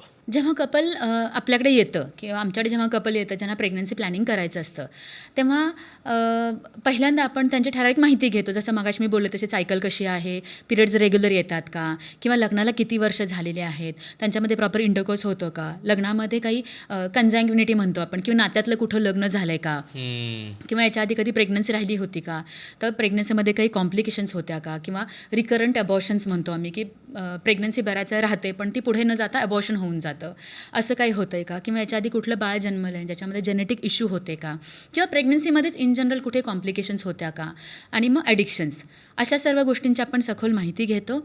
त्याच्यावरून आपल्याला थोड्या प्रमाणात अंदाज येतो की काही प्रॉब्लेम्स असू शकण्याचा चान्स आहे किंवा चान्स नाही आहे, आणि त्याच्यानुसार जर कुठे वाटलं की कुठे प्रॉब्लेम असेल तर त्याच्यानुसार आपण त्यांना मार्गदर्शन करतो. तर हिस्ट्रीच्या बाबतीत झालं तर ह्या गोष्टी बघतो, त्या लोकांचं ब्लड प्रेशर किंवा रुटीन चेकअप्स आपण करतो, आणि त्याच्यानंतर ठराविक टेस्ट करतो. याच्यामध्ये आपण त्यांचं हेमोग्लोबिन चेक करतो, काही अनिमिया कुठे आहे का बघण्यासाठी, किंवा व्हिटॅमिन डी डेफिशियन्सी काही आहे का, थायरॉईड चेकअप केलं जातं, B12 डेफिशियन्सी आहे का, किंवा शुगर, अशा एक रुटीन टेस्ट करतो. त्याने आपल्याला हे कळतं की इन जनरल तिचं शरीर प्रेग्नन्सी धारण करण्यासाठी तयार आहे का. ऑब्व्हियस प्रॉब्लेम्स काही नाही आहेत ना, ह्या गोष्टी आपण बघतो. या गोष्टी कुठे असतील, किंवा काही मुलींना असं असतं की त्यांना डायबिटीज आहे, किंवा आधीपासून ब्लड प्रेशर आहे, किंवा दुसरे कुठले आजार आहेत, अशा काही गोष्टी असतील तर ते कंट्रोलमध्ये आहे का हे बघणं गरजेचं आहे. त्या कोणते औषध घेत आहेत ते बघणं गरजेचं आहे. आणि या गोष्टी जर आधी कंट्रोलमध्ये नसतील तर त्या गोष्टी आधी कंट्रोलमध्ये आणणं आणि मग प्रेग्नन्सी प्लॅन करण्याचा आपण त्यांना सल्ला देतो. याच्यामध्ये अजून एक टेस्ट असते रुबेला व्हायरस वॅक्सिनेशन, किंवा त्यांची बॉडी रुबेलासाठी इम्यून आहे का ही टेस्ट आपण करतो. रुबेलाची जर इम्युनिटी त्या मुलगीमध्ये नसेल तर अशा मुलींना आधी आपण रुबेलाचं वॅक्सिन घ्यायला सांगतो. ते वॅक्सिन दिल्यानंतर मात्र 1 महिना ते प्रेग्नन्सी नाही प्लॅन करू शकत, आणि हे वॅक्सिनही आपण तेव्हा देतो जेव्हा आपण शुअर असतो की त्या प्रेग्नंट नाही आहेत. म्हणजे ॲटलीस्ट पिरियड येऊन गेला असेल की तेव्हा मॅक्सिमम श्युरिटी असते की ती प्रेग्नंट नाही आहे. त्यामुळे पिरियड्स येऊन गेले की लगेचच आपण त्यांना ते वॅक्सिन देतो, आणि वॅक्सिन दिल्यानंतर त्यांना खूप स्ट्रिक्टली आपण सांगतो की त्या महिन्यात त्यांनी स्ट्रिक्ट प्रोटेक्शन यूज करणं गरजेचं आहे, आणि चुकून त्या ड्युरेशनमध्ये जर प्रेग्नन्सी राहिली तर मात्र ती आपल्याला अबॉर्टच करावी लागते. त्यामुळे ही काळजी घेणं खूप गरजेचं आहे. आता जसं मी मागे सांगतो ते डायबिटीज वगैरे, किंवा एपिलप्सी एक गोष्ट असते, किंवा BP आहे, किंवा काही मुली इतर मेडिसिन्स घेत असतात जसं ॲक्नी वगैरे आहे. असं काही मेडिसिन्स असतात जे आपल्याला तिथे थांबवणं खूप गरजेचं असतं, कारण त्याच्यावरती जर प्रेग्नन्सी राहिली तर प्रेग्नन्सीला टेराटोजेनिक इफेक्ट म्हणतो आपण, म्हणजे बेबीमध्ये काहीतरी प्रॉब्लेम्स तयार होऊ शकतो, डिफेक्ट्स तयार होऊ शकतो. सो असे मेडिसिन आपल्याला आधी थांबवावे लागतात. आणि काही मेडिसिन जसा BP आहे, शुगर आहे, यांना आपण मेडिसिन जे प्रेग्नन्सीमध्ये सेफ आहेत असे मेडिसिन देतो. एकदा त्या मेडिसिनवरती त्यांचे पॅरामीटर सगळे सेफ झाले किंवा कंट्रोल झाले की मग अशा कपलना आपण प्रेग्नन्सी प्लॅन करायला सांगतो. आता ॲडिक्शन्स वगैरे जे आहेत ते मगाशी जसं बोललो, त्यांना आपण ज्या क्षणाला ते प्लॅन करत असतात त्यांना आपण सांगतो की एडिक्शन्स बंद करा. आणि अशा कपलना जर आपल्याकडे चान्स असेल, वयाचा लिमिटेशन फार नसेल, तर त्यांना सांगतो की 2 ते 3 महिने तुम्ही एडिक्शन्स बंद करा आणि त्याच्यानंतर प्रेग्नन्सी प्लॅन करा. ओके. आपण गोळ्यांबद्दल बोलत होतो, तर आणखीन एक त्याला जोडून जो प्रश्न येतो, की ज्या मुली रेग्युलरली कॉन्ट्रासेप्टिव्ह पिल्स खात असतात काही काळ प्रेग्नन्सी अवॉइड करण्यासाठी, त्यांच्यामध्ये ज्यावेळेस प्रेग्नन्सीची वेळ येते त्यावेळेस त्या कॉन्ट्रासेप्टिव्ह पिल्समुळे काही कॉम्प्लिकेशन्स तयार होऊ शकतात का? नाही, आधी कॉन्ट्रासेप्टिव्ह पिल्स घेत असल्या आणि त्याच्यानंतर जेव्हा त्या प्लॅन करून प्रेग्नन्सी करतात, त्यामुळे आधीच्या घेतलेल्या कॉन्ट्रासेप्टिव्ह पिल्सचा पुढच्या प्रेग्नन्सीवर काहीही परिणाम होत नाही. ओके. त्याच्यामुळे इट इज कम्प्लिटली सेफ. ज्या लोकांना कॉन्ट्रासेप्टिव्ह पिल्स घेणं त्या वेळेस गरजेचं वाटतं आहे. हो, इनफॅक्ट जर तसं काही असेल तर त्यांनी पिल्स घेणं सेफ, कारण त्यामुळे अनवॉन्टेड प्रेग्नन्सीज तरी अवॉइड होतात. त्यामुळे इट्स ऑलवेज बेटर की आधी त्या घेऊ देत आणि जेव्हा त्यांना प्लॅन करायचं आहे ते थांबून पुढे त्या प्लॅन करू शकतात. म्हणजे कोणत्याही प्रकारच्या म्हणजे इन्स्टंट त्या 72 आवरवाल्या कॉन्ट्रासेप्टिव्ह पिल्स किंवा प्रिकर्सरी घेतलेल्या कॉन्ट्रासेप्टिव्ह पिल्स दोन्ही आर फाईन. ॲक्च्युली तसं म्हणाल तर कॉन्ट्रासेप्टिव्ह पिल्स जेव्हा आम्ही म्हणतो तेव्हा त्या प्रॉपर 21 दिवसांच्या घेतल्या जातात, त्यांना आपण कॉन्ट्रासेप्टिव्ह पिल्स म्हणतो. ओके. जे हे अनवॉन्टेड प्रेग्नन्सी असते ती प्रिव्हेंट करण्यासाठी जे IPL घेतली जाते किंवा IPL सारख्या गोष्टी ज्या घेतल्या जातात त्या युजली आपण प्लॅन बी म्हणून वापराव्या. ते रेग्युलर कॉन्ट्रासेप्शन म्हणून आपण यूज नाही करत. सो सपोज एखादा कॉन्डम एखाद वेळी ब्रेक झाला किंवा इमर्जन्सी काही ते झालं आणि प्रोटेक्शन ते वर्क नाही केलं, अशा वेळी घ्याव्या. पण असं फारसं घेणं योग्य नसतं शरीरासाठी. पण त्याच्यानंतर ॲक्सिडेंटली जर प्रेग्नन्सी पॉझिटिव्ह आली तर फार काही परिणाम नाही परत बेबीवरती. सो सेफली त्या कंटिन्यू करू शकतात. एक मुद्दा तोच होता की बऱ्याचदा हे फेसबुक कम्युनिटीच्या पोस्टमध्ये कॉमेंट्समध्ये हे दिसतं की ह्या टाईपच्या IPL सारख्या पिल्स बऱ्याचदा घेतल्यामुळं तुम्हाला पुढे प्रेग्नन्सीला प्रॉब्लेम होईल. ते आहे का खरं? पुढे प्रेग्नन्सीला प्रॉब्लेम येईल याच्या मागे डायरेक्ट प्रॉब्लेम न येता इनडायरेक्ट प्रॉब्लेम येण्याचे चान्सेस जास्त असतात. म्हणजे की बऱ्याच वेळा IPL मुली कधी घेतात जेव्हा अनप्रोटेक्टेड इंटरकोर्स असतो किंवा अनमॅरिड मुली आहेत, अनसेफ जेव्हा फ्रिक्वेंटली इंटरकोर्स होतो, मग तेव्हा काय होतं ना, इतर इन्फेक्शन होण्याचे चान्स बऱ्याच वेळा असतात. बिकॉज कॉन्डम्स किंवा बॅरियर प्रोटेक्शन न वापरल्यामुळं मुलींना इन्फेक्शन होण्याचे चान्सेस असतात आणि त्याच्यामुळे पुढे प्रेग्नन्सी राहायला डिफिकल्टीज होऊ शकतात. पण रिकरंट IPL घेणं हेही शरीरासाठी चांगलं नाही आहे, कारण त्याच्यामध्ये मुलींच्या ओव्ह्युलेशनवर इम्पॅक्ट होऊ शकतो, त्यांना प्रोलॉंग ब्लिडिंग होण्याचे चान्सेस वाढतात. त्यामुळे अशा गोष्टी थोड्या कॉशियसनीच वापरलेलं बरं. हे फक्त इमर्जन्सी एक्झिट म्हणूनच वापरायचं, रेग्युलर रुटीन नाही वापरायचं. बऱ्याच लोकांना असंही वाटतं, बऱ्याच मुलींना, की IPL म्हणजे एक रुटीन इमर्जन्सी म्हणजे IPL हे रुटीन कॉन्ट्रासेप्शन आहे, ते इमर्जन्सीमध्ये घ्यायचं. बऱ्याच वेळा त्यांना त्याची कल्पनाच नसते. आणि आता आपण इन जनरल काय हेल्दी गोष्टी करायच्या, काय गोष्टी आधी ट्रॅक करायच्या आहे हे बघतो. जेव्हा एखादा कपल 32-33 वयाचा आहे किंवा 37-38 वयाचा आहे आणि हे ऑलरेडी त्यांनी स्वतः नॅचरली ट्राय केलेलं, 5-6 महिने ट्राय केलेलं आहे आणि काही घडलेलं आहे, तर तेव्हा आल्यानंतर ह्या प्रॉब्लेममध्ये इतके मल्टिपल फॅक्टर्स अलाईन होणं एक्सपेक्टेड आहे. त्यांना भीती वाटते, ऑलरेडी डॉक्टरकडे जातात आणि त्यांना असं वाटतं की आता झालं, आता मी 6 महिने ट्राय केलं, आता काही होत नाही म्हणलं ते मला IVFच करायला लागणार आहे. ह्या नॅचरली कन्झ्युम न होणं आणि IVF ह्याच्यामध्ये काय काय टप्पे असतात? कारण का सध्या इतके IVF आजूबाजूला दिसताना प्रत्येकाला वाटतं की आता काही होत नाही म्हटलं की IVF झालं, 5 लाख रुपये खर्च येणार, असंच भीती वाटायला लागते. नॅचरली जेव्हा कोणी ट्राय केलेलं असतं आणि तेव्हा ते पॉझिटिव्ह आलेली नसते, तर अशा वेळी साहजिक आहे कपलला खूप स्ट्रेस असतो. पण डिरेक्टली IVFला न जाता त्याच्यामध्येही बरेच टप्पे आहेत ज्याच्यामध्ये आधी ते ट्राय करू शकतात. त्यात जर पॉझिटिव्ह नाही आलं तर ते पुढे जाऊ शकतात. आता या टप्प्यामध्ये ओव्ह्युलेशन मॉनिटरिंग मगाशी मी जे सांगितलं ते, सो याच्यामध्ये आपण फर्टिलिटी एन्हान्सिंग मेडिसिन्स देतो. ठराविक गोळ्या दिल्या जातात ज्यांनी अंड्याची साईज आणि क्वालिटी वाढायला सुरुवात होते. सो अशा गोळ्या एक 5 दिवस दिल्या जातात आणि मग नंतर आपण सोनोग्राफी करून मॉनिटरिंग करून बघतो की अंड फुटतं आहे का वगैरे. सो ती एक मेथड असू शकते, त्याला आपण ओव्ह्युलेशन इंडक्शन, ओव्ह्युलेशन मॉनिटरिंग म्हणतो. त्यांनी जर कोणाची प्रेग्नन्सी राहत नसेल तर पुढचा टप्पा येतो ज्याच्यामध्ये आपण इतर सर्व टेस्ट करून बघतो की ट्यूब ओपन आहेत की नाही वगैरे वगैरे. हे सर्व झाल्यानंतर सगळ्या गोष्टीमध्ये कुठेही प्रॉब्लेम नसेल तर मग आपण पुढे IUI जातो. IUI म्हणजे इंट्रायुटराइन इन्सेमिनेशन. याच्यामध्ये सोनोग्राफी करून मॉनिटरिंग केलं जातं, ठराविक इंजेक्शन्स दिले जातात ज्यांनी अंड्यांची साईज वाढायला मदत होते. त्याच्यानंतर जेव्हा अंड फुटतं तेव्हा मुलांना सिमेन द्यायला सांगितलं जातं. त्यातलं सिमेनमधले ते सिमेन वॉश केलं जातं, त्यातले चांगले क्वालिटीचे स्पर्म्स काढून युट्रसमध्ये टाकले जातात. सो अशा पद्धतीने इंट्रायुटराइन इन्सेमिनेशन. आणि याच्यामध्येही जर प्रेग्नन्सी नाही राहिली तर मग मात्र IVFच करावं लागतं. पण याला काही अपवाद आहे, जसं की कोणाचे फॅलोपियन ट्यूब जर ब्लॉक असतील किंवा अंड्याची क्वालिटीज खूपच खराब आहे किंवा एग्जच तयार होत नाहीत किंवा स्पर्म्स नाही आहेत, अशा कपलला मात्र डिरेक्टली IVFलाच जावं लागतं. सो म्हणजे 5-6 अल्टरनेटिव्ह ऑप्शन्स आहेत जे पहिला ट्रायआउट करतात कोणतेही डॉक्टर आणि मगच IVFला जावं लागतं. जस्ट बिकॉज आपल्याला सतत IVF सेंटर्स दिसतात याचा अर्थ प्रत्येकाला IVF लागतं असं नाही. ओके. आणि मॅम मला दुसरं एक विचारायचं होतं ते म्हणजे की लोकांना ना हे ट्राय करताना एक भीती वाटत असते की ह्या सगळ्या गोष्टींना खूप खर्च येणार आहे. ते इंजेक्शन्स देणार आहेत म्हणजे मला समजा फॉर एक्झाम्पल तुम्ही ओव्ह्युलेशन पिरियड वाढवण्यासाठी ते इंजेक्शन देणार ते लोकांना ते आणि IVFसाठीचं इंजेक्शन हे सेम वाटतं, आर दीज सेम? IVF सारखेच आणि नाही. मॉनिटरिंग आणि जेव्हा इंजेक्शन दिले जातात तेव्हा ते एखादंच इंजेक्शन असतं, त्याचा खर्च इतका नसतो. किंवा IUIमध्ये 2 ते 3 किंवा मॅक्सिमम 4 इंजेक्शन वापरले जातात, त्याचा खर्च बऱ्यापैकी कमी असतो. IVFमध्ये इंजेक्शन वापरलेली जरी सेम असली तर त्याच्यामध्ये खूप जास्त इंजेक्शन दिली जातात, त्यामुळे त्याचा साहजिक काही खर्च हा वाढतो.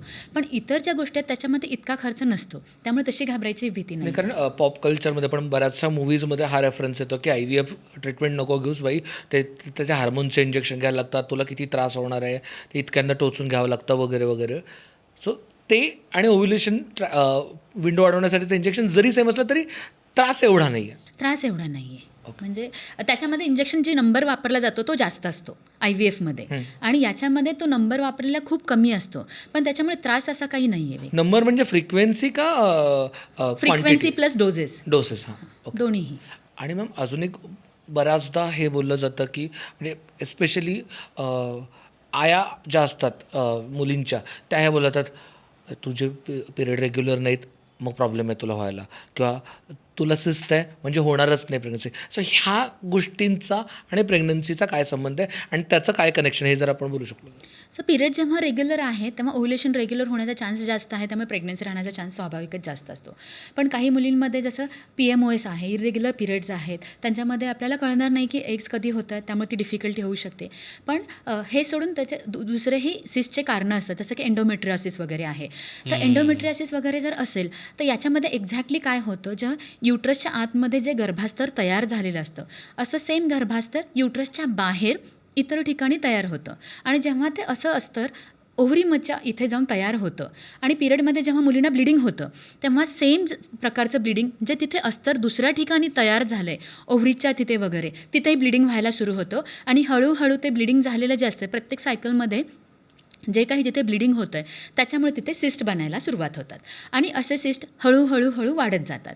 ते सिस्टची साईज जर इनिशियली छोटी प्रमाणात असेल तर त्याच्यासाठी फार काही आपण करत नाही किंवा लगेच सर्जरी वगैरे सांगत नाही, पण डेफिनेटली प्रेग्नन्सी प्लॅनिंगसाठी हे प्रॉब्लेम करू शकतात. आणि सिस्टची साईज जर मोठी असेल, एक 5 सेंटीमीटरपेक्षा जास्त वगैरे असेल, तर त्यांना आधी आपण ती सर्जिकली ट्रीट करायला सांगतो, ते सिस्ट काढायला सांगतो, आणि मग प्रेग्नन्सी प्लॅन करायला सांगतो. पण सिस्ट जर असतील तर युज्युअली कॉशियसली प्रेग्नन्सी राहण्याच्या आधी जर सिस्टचं ऑपरेशन करायचं असेल तर आपण खूप कॉशियसली करावं लागतं, कारण त्याच्यामुळे ओव्हरीचा जो नॉर्मल टिश्यू आहे त्याला जर डॅमेज झाला तर AMH कमी होऊ शकतं किंवा अंड्यांचा साठा कमी होऊ शकतो आणि मुलींना प्रेग्नन्सी राहायला डिफिकल्टीज येऊ शकतात. पण तुम्हाला इरेग्युलर पिरियड आहेत किंवा तुम्हाला सिस्ट आहे म्हणजे तुम्ही प्रेग्नेंट होऊच शकत नाही असं कुठेच नाही. पिरियड्स इरेग्युलर आहेत किंवा सिस्ट आहे तर प्रेग्नन्सी होणारच नाही, हा मुळातच मुद्दा नाही आहे. ऑफकोर्स प्रेग्नन्सी राहू शकते. मॅम बऱ्याचदा आता इंस्टाग्रामवरती हे बोललं जातं की तुम्हाला PMOS आहे आणि तुम्ही 30+ आहात, म्हणजे PCOS PMOS आत्ताचा आहे आणि तुम्ही 30+ आहात, तर तुम्हाला जॅकपॉट आहे, कारण का तुमच्याकडे AMH जास्त असण्याची, तुमच्याकडे अंड्यांचा साठा भरपूर असण्याची शक्यता जास्त आहे. हे खरं आहे का? PMOS मध्ये येस AMH जास्त असतं, पण त्याचा अर्थ असा नाही की तो जॅकपॉट आहे, कारण ती जी अंड्याची क्वालिटी असते ती इतकी चांगली असेल असं नसतं. त्यामुळं AMH हे नॉर्मल रेंजमध्ये असलेलंच चांगलं असतं. सो जास्त AMH ही प्रेग्नन्सीला हेल्पफुल आहे असं काही नाही आहे. त्याचा काही अंड्याची quality is more important. Okay. हा प्रश्न मध्ये टाकायचा आहे आपल्याला. आपण ह्या बाकी सोल्युशन्स आणि या सगळ्याबद्दल पण टेस्टबद्दल बोलतो, तर फॉलिक ॲसिडबद्दल प्रेग्नन्सीच्या काळात खूप बोललं जातं. तर फॉलिक ॲसिडचा प्रेग्नन्सीच्या काळातला सगळ्यात काय रेलेव्हन्स आहे आणि का महत्त्वाचं आहे प्रेग्नन्सीच्या काळात फॉलिक ॲसिड सुरू करणं? प्रीकन्सेप्शनमध्ये फॉलिक ॲसिड हे एक व्हिटॅमिन आहे, आणि जेव्हा प्रीकन्सेप्शनली ते सुरू करणं खूप गरजेचं आहे. ॲक्च्युली जेव्हा टेस्ट पॉझिटिव्ह येते आणि कपल आपल्याकडे येतं तेव्हा ऑलरेडी 4 ते 6 आठवडे होऊन गेलेले असतात, आणि पहिल्या 28 दिवसांमध्ये बाळाच्या न्यूरोलॉजिकल डेव्हलपमेंट, एक न्यूरल ट्यूब म्हणून एक असते, ती तयार होते आणि त्याच्यापासून बाळाचे मेंदू किंवा पाठीचा कणा वगैरे असे बाळाचे मेंदूचे आवरण किंवा पाठीचा कणा हा तयार होतो आणि 28 दिवसांपर्यंत ही न्यूरल ट्यूब बंद होऊन जाते. त्यामुळे हाच ड्युरेशन आहे ज्याच्यामध्ये फॉलिक ॲसिडची खूप गरज असते. त्यामुळे कोणतंही कपल प्री कन्सेप्शन काउन्सिलिंगला आलं तर फॉलिक ॲसिड हे सुरुवातीला आपल्याला सुरू करणं गरजेचं असतं. आणि त्यामुळे मी आवर्जून सांगेल प्रत्येक कपल ज्यांना प्रेग्नन्सी प्लॅन करायची आहे त्यांनी प्री कन्सेप्शनली फॉलिक ॲसिड सुरू करावं. कारण जेव्हा टेस्ट पॉझिटिव्ह येते यातला हा पूर्ण अपॉर्च्युनिटी विंडो आहे तो आपण मिस केलेला असतो. So, जोपर्यंत तुम्हाला प्रेग्नंट आहे कळता तुम्ही तोपर्यंत ऑलरेडी ती विंडो गेलेली असते. त्यामुळे तुम्ही प्लॅन करता म्हणलं की पहिला फॉलिक ॲसिड चालू करणं गरजेचं आहे. आणि ज्या कपल्सना काय ॲक्सिडेंटल प्रेग्नन्सी होते, अनप्लॅन्ड प्रेग्नन्सी होते, त्या लोकांचा तर तो टाईम निघून गेलेला असतो, मग त्यांचं कसं? अशा लोकांना डाएटमधून जे फॉलिक ॲसिड मिळतं ते थोड्या प्रमाणात हेल्प करतं. असं नाही की ज्या कपलनी अगदी फॉलिक ॲसिड घेतलेलंच नाही आहे त्यांना प्रत्येक प्रेग्नन्सीमध्ये तो बेबीमध्ये डिफेक्ट तयार होईल असं नाही आहे. कारण डाएटमधून नॅचरली आपल्याला फॉलिक ॲसिड मिळतच. जशा हिरव्या पालेभाज्या आहेत, मेथी वगैरे किंवा ब्रोकोली किंवा राजमा वगैरे अशा गोष्टीतून आपल्याला फॉलिक ॲसिड मिळत असतं. फक्त प्रॉब्लेम असा असतो त्याचे ॲब्सॉर्प्शन जे आहे ते अनिश्चित असतं. त्यामुळे फॉलिक ॲसिड सप्लिमेंट हे खूप गरजेचं आहे. पण अशा कपलमध्ये ज्यांनी आता पॉझिटिव्ह आली आहे आणि अजूनपर्यंत सुरू केलेले नाही त्यांनी अँशियस न होता जितक्या लवकर फॉलिक ॲसिड सुरू करावं तितकं बरं असेल. ओके मॅम, तुम्ही आत्ता बोलताना जर पेशंटला किंवा कुठल्याही मुलीला जर रिकरंट अबॉर्शनची हिस्ट्री असेल तर आपण ते कन्सिडर करतो. तर याचं काय कारण, म्हणजे याच्या आधी जर रिकरंट अबॉर्शन झाले असतील, म्हणजे 2-3 वेळेस प्रयत्न केले आहेत आणि काय मधल्या टर्ममध्येच कुठेतरी अबॉर्शन झालेलं आहे, याचा नवीन होणाऱ्या प्रेग्नन्सीवरती कसा परिणाम होतो? जेव्हा एखाद्या कपलचं रिकरंट अबॉर्शन्स असेल किंवा आधीच्या प्रेग्नन्सीमध्ये काही जेनेटिक इश्यू असतील किंवा त्यांच्या फॅमिलीमध्ये कोणाला जेनेटिक प्रॉब्लेम असेल तर अशा कपल्सनं आपल्याला जेनेटिक काउन्सिलिंग करून घेणं गरजेचं असतं. कारण त्या प्रेग्नन्सीचं पुढच्या प्रेग्नन्सीवरही काही इम्पॅक्ट आहे का किंवा पुढच्या प्रेग्नन्सीत आपल्याला काही गोष्टी वेगळ्या पद्धतीने करायच्या आहेत का, त्याच्यासाठी आपल्याला जेनेटिक काउन्सिलर खूप चांगल्या पद्धतीने गाईड करू शकतात. आणि अशा मुलींमध्ये रिकरंट अबॉर्शन जर होत असतील तर त्याच्यामध्ये ठराविक स्पेशल टेस्ट आपण करून घेतो आणि त्याच्यामुळे आपल्याला पुढच्या प्रेग्नन्सीसाठी त्याचा फायदा होऊ शकतो. ओके, तर त्याच्यामुळे मग फक्त बाकी गोष्टी नाही तर जेनेटिक काउन्सिलिंगसुद्धा अशा वेळेस इम्पॉर्टंट खूप इम्पॉर्टंट असतं. ओके मॅम, फॅमिली हिस्ट्रीमध्ये अशा काय गोष्टी असू शकतात की ज्या थोड्याशा डबल चेक करणं गरजेचं असतं? फॅमिली हिस्ट्रीमध्ये रुटीनली जे डायबिटीज आहे, हायपरटेन्शन आहे, ज्याचा डायरेक्ट इम्पॅक्ट मुलगा किंवा मुलगी दोघांच्याही साईडला जर फॅमिली हिस्ट्रीमध्ये डायबिटीज असेल किंवा ब्लड प्रेशर असेल तर ते यांना होण्याचे चान्सेस असतात. याच्या व्यतिरिक्त काही जेनेटिक प्रॉब्लेम्स आहेत का, ज्याच्यामध्ये आपण बऱ्याच वेळा डाऊन सिंड्रोम वगैरे बघतो किंवा क्रोमोसोमल अबनॉर्मॅलिटीज काही आहेत का असे बघतो किंवा बऱ्याच वेळा त्या गोष्टी डायग्नोज झालेल्या नसतात पण त्याच्यामध्ये कोणीतरी अपलांग असतं किंवा मेंटली रिटार्डेड व्यक्ती असू शकतात. सो त्याचा या प्रेग्नन्सीमध्ये पण आपल्याला विचार करून त्याच्या अनुषंगाने जर काही प्रॉब्लेम असेल, जो करेक्टेबल जर प्रॉब्लेम असेल तर तो आधी करेक्ट करून मग आपण पुढची प्रेग्नन्सी प्लॅन करतो. याच्याबद्दल आणखी एक मला गोष्ट सांगू इच्छिते की कन्झँग्विनिटी जे मगाशी मी म्हणाले की नात्यात काही लग्न झालं असेल का, तर एखाद्या कपलचं लग्न जर नात्यात झालं असेल तर दोन्ही फॅमिलीजमध्ये जर काही प्रॉब्लेम्स असतील आणि ते जर निदर्शनात फार न येणारे असतील, जसे की आम्ही त्याला कॅरियर म्हणतो, ज्याच्यामध्ये प्रॉब्लेम असतो पण तो निदर्शनात येत नाही कारण तो सौम्य प्रकारचा प्रॉब्लेम असतो. असे जर प्रॉब्लेम्स दोघांमध्येही असतील तर त्यांच्यामध्ये होणारे जे अपत्य आहे त्याच्यामध्ये तो प्रॉब्लेम मेजर प्रमाणात येऊ शकतोच. Same is again true for the thalassaemia. म्हणजे थॅलॅसेमिया एक असा आजार आहे ज्याच्यामध्ये ब्लड योग्य प्रमाणात तयार होत नाही. तर प्रेग्नन्सीमध्ये कधी आपण थॅलॅसेमिया स्क्रीनिंगही करून घेतो, ज्याच्यामध्ये आपल्याला जर कळतं की मुलीचं थॅलॅसेमिया कॅरियर वगैरे काही आहे का. जर मुलगी थॅलॅसेमिया कॅरियर असेल तर आपण तिच्या पार्टनरची थॅलॅसेमिया स्क्रीनिंग करून घेतो आणि दोघांमध्ये जर मायनर जर असेल किंवा मुलगीही थॅलॅसेमिया कॅरियर आहे, मुलगाही थॅलॅसेमिया कॅरियर आहे तर त्या केसमध्ये आपल्याला बेबीमध्ये मेजर थॅलॅसेमिया होण्याचा एक 25% चान्स असतो. तर अशा कपलमध्ये बेबीचं आपल्याला तपासणी करणे गरजेचं असतं. सो अराऊंड 12 आठवड्याच्या आसपास बेबीचं ब्लड काढून बेबीची ही थॅलॅसेमियासाठी टेस्टिंग केली जाते. तर त्याच्यामध्ये जर असं वाटलं की थॅलॅसेमिया आहे तर तेव्हा कपलवरती चॉईस दिली जाते की ते प्रेग्नन्सी कंटिन्यू करणार आहेत की नाही. कधी कधी याच्यामध्ये अशा कपल्सला प्रेग्नन्सी प्लॅन करण्यासाठी वेगळ्या पद्धतीचा IVF वगैरे अशा पद्धतीचे ऑप्शन्सही दिले जातात, ज्याच्यामध्ये आधीच त्या टेस्टिंग करून बघितलं जातं की होणारा जे एम्ब्रिओ आहे त्याच्यामध्ये थॅलॅसेमियाचे काही जीन्स आहेत का, नसेल तर मग ती पुढे प्रेग्नन्सी इम्प्लांट करता येते. बापरे, म्हणजे एम्ब्रिओच्या आधी सुद्धा टेस्ट करता येते आणि आधीच ठरवता येतं. बापरे. मग प्रेग्नन्सी प्लॅन करताना बऱ्याचदा अशा कुठल्या, म्हणजे आता आपण काही थॅलेसेमिया वगैरे सारख्या गोष्टी बोललो, अशा कुठल्या गोष्टी आहेत ज्या कपलने ऑलरेडी, जे त्यांची हिस्ट्री आहे समजा, त्याबद्दल काळजी न करता की या गोष्टी ट्रान्सफर होणार नाही बाळाला, अशा कुठल्या गोष्टी आहेत ज्या प्रेग्नन्सीमध्येच आपल्याला त्या करेक्ट करता येतात आणि कुठल्या गोष्टी आहेत ज्या प्रेग्नन्सीमध्ये ट्रान्सफर होऊ शकतात, ज्याचीसुद्धा ऑलरेडी खातरजमा किंवा शाश्वती आपण त्या पेशंट्सना देऊ शकतो? जेनेटिक कंडिशन कुठली असेल तर त्यातल्या बऱ्याच गोष्टी ट्रान्सफर होण्यासारख्या असतात, पण बरेच सिंड्रोम, जेनेटिक सिंड्रोम, पण प्रत्येक गोष्टच ट्रान्सफर होईल असं नाही आहे. जसं की जेनेटिक गोष्टींचा जेव्हा आपण विचार करतो तेव्हा डाऊन सिंड्रोम ही खूप जास्त बोलली जाणारी गोष्ट आहे. तर डाऊन सिंड्रोम ही आम्ही त्याला डिनोवो म्हणतो, म्हणजे अचानक कोणामध्येही होऊ शकतं. जरुरी नाही की फॅमिली हिस्ट्री जेनेटिक डाऊन सिंड्रोमची असेल तर बच्चूमध्ये डाऊन सिंड्रोम होण्याचे चान्सेस खूप आहेत, असं काही नाही आहे. किंवा बऱ्याच वेळा लोकांना ह्याचं असतं की लाईक आईला एपिलेप्सी असेल तर बाळाला एपिलेप्सी होईलच का, तर असंही कुठे सायंटिफिक प्रूफ नाही आहे. याच्यामध्ये मला आणखी एक गोष्ट सांगू इच्छिते की प्रेग्नन्सी जेव्हा असेल तेव्हा मुलीचा रक्तगट जर नेगेटिव्ह असेल की हजबंडचा रक्तगट जर पॉझिटिव्ह असेल तर अशा कंडिशनमध्ये आपल्याला थोडी काळजी घ्यावी लागते. प्रेग्नन्सीमध्ये एक 7व्या महिन्यात एक इंजेक्शन दिलं जातं, लाईक अँटीडी इंजेक्शन म्हणतो आपण. सो त्याच्यामुळे काय होतं, पुढच्या प्रेग्नन्सीसाठी त्याचा बराच फायदा होतो. जेव्हा बाळाचं ब्लड मम्मीच्या शरीरात जातं किंवा जातं म्हणजे लाईक डिलिव्हरी होताना किंवा एखाद वेळी अबॉर्शन वगैरे होत असेल किंवा प्रेग्नन्सीमध्ये काही ब्लिडिंग झालं तर त्यामध्ये ठराविक अँटीबॉडीचा, हा सर्व अँटीबॉडीचा खेळ असतो. त्याच्यामुळे फ्युचर प्रेग्नन्सीमध्ये काही कॉम्प्लिकेशन होऊ शकतात. सो अशावेळी आपल्याला आधीच माहीत असेल की तिचा ब्लड ग्रुप निगेटिव्ह आहे आणि त्यांचा ब्लड ग्रुप पॉझिटिव्ह आहे, तर अशावेळी पुढच्या कॉम्प्लिकेशन प्रिव्हेंट होण्यासाठी किंवा किंबहुना या प्रेग्नन्सीतही ठराविक कॉम्प्लिकेशन प्रिव्हेंट होण्यासाठी अँटीडी इंजेक्शन दिलं जातं. आणि सेम इंजेक्शन डिलिव्हरी झाल्यानंतर पुन्हा बाळाचा ब्लड ग्रुप चेक केला जातो.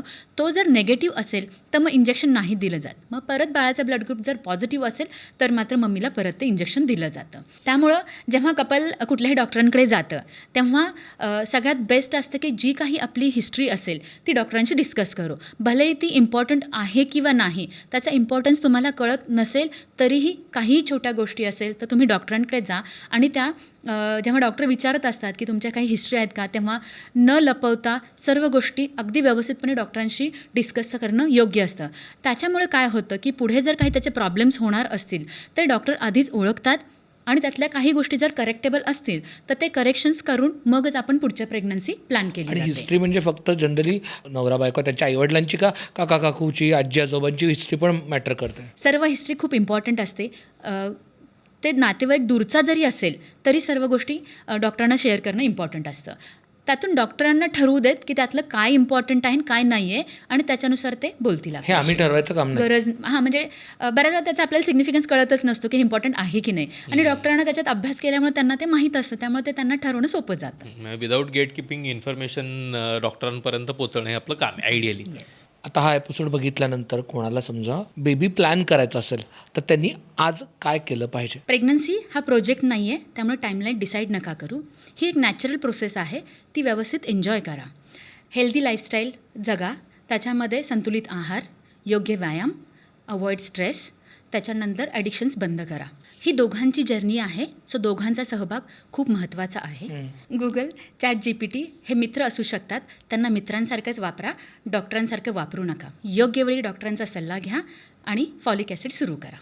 यालाच जोडून म्हणजे खरं तर प्रत्येक एपिसोडला मी रॅपिड फायर्स काढतो, पण यावेळेस ते असे रॅपिड फायर्स काढले जे शक्यतो लोक डॉक्टरांना विचारायला घाबरतात आणि गुगल ChatGPTला विचारतात. तर आम्ही आज ॲक्च्युली असे प्रश्न विचारतोय जे तुम्हालाच, जे रॅपिड फायर आहेत, त्याच्यामुळे अगदी एका वाक्यात किंवा एका शब्दात उत्तरं देण्याची अपेक्षित आहे. फ्रिक्वेंटली सेक्स केल्याने स्पर्म काउंट कमी होऊ शकतो का? फ्रिक्वेंटली म्हणजे दिवसातून खूप वेळा जर सेक्स केला तर त्याने काउंट कमी होऊ शकतो, पण ॲक्च्युअल प्रेग्नन्सीवर त्याचा परिणाम नाही पडत. ओके. लुब्रिकंट वापरल्याने कन्सेप्शनला प्रॉब्लेम येतो का?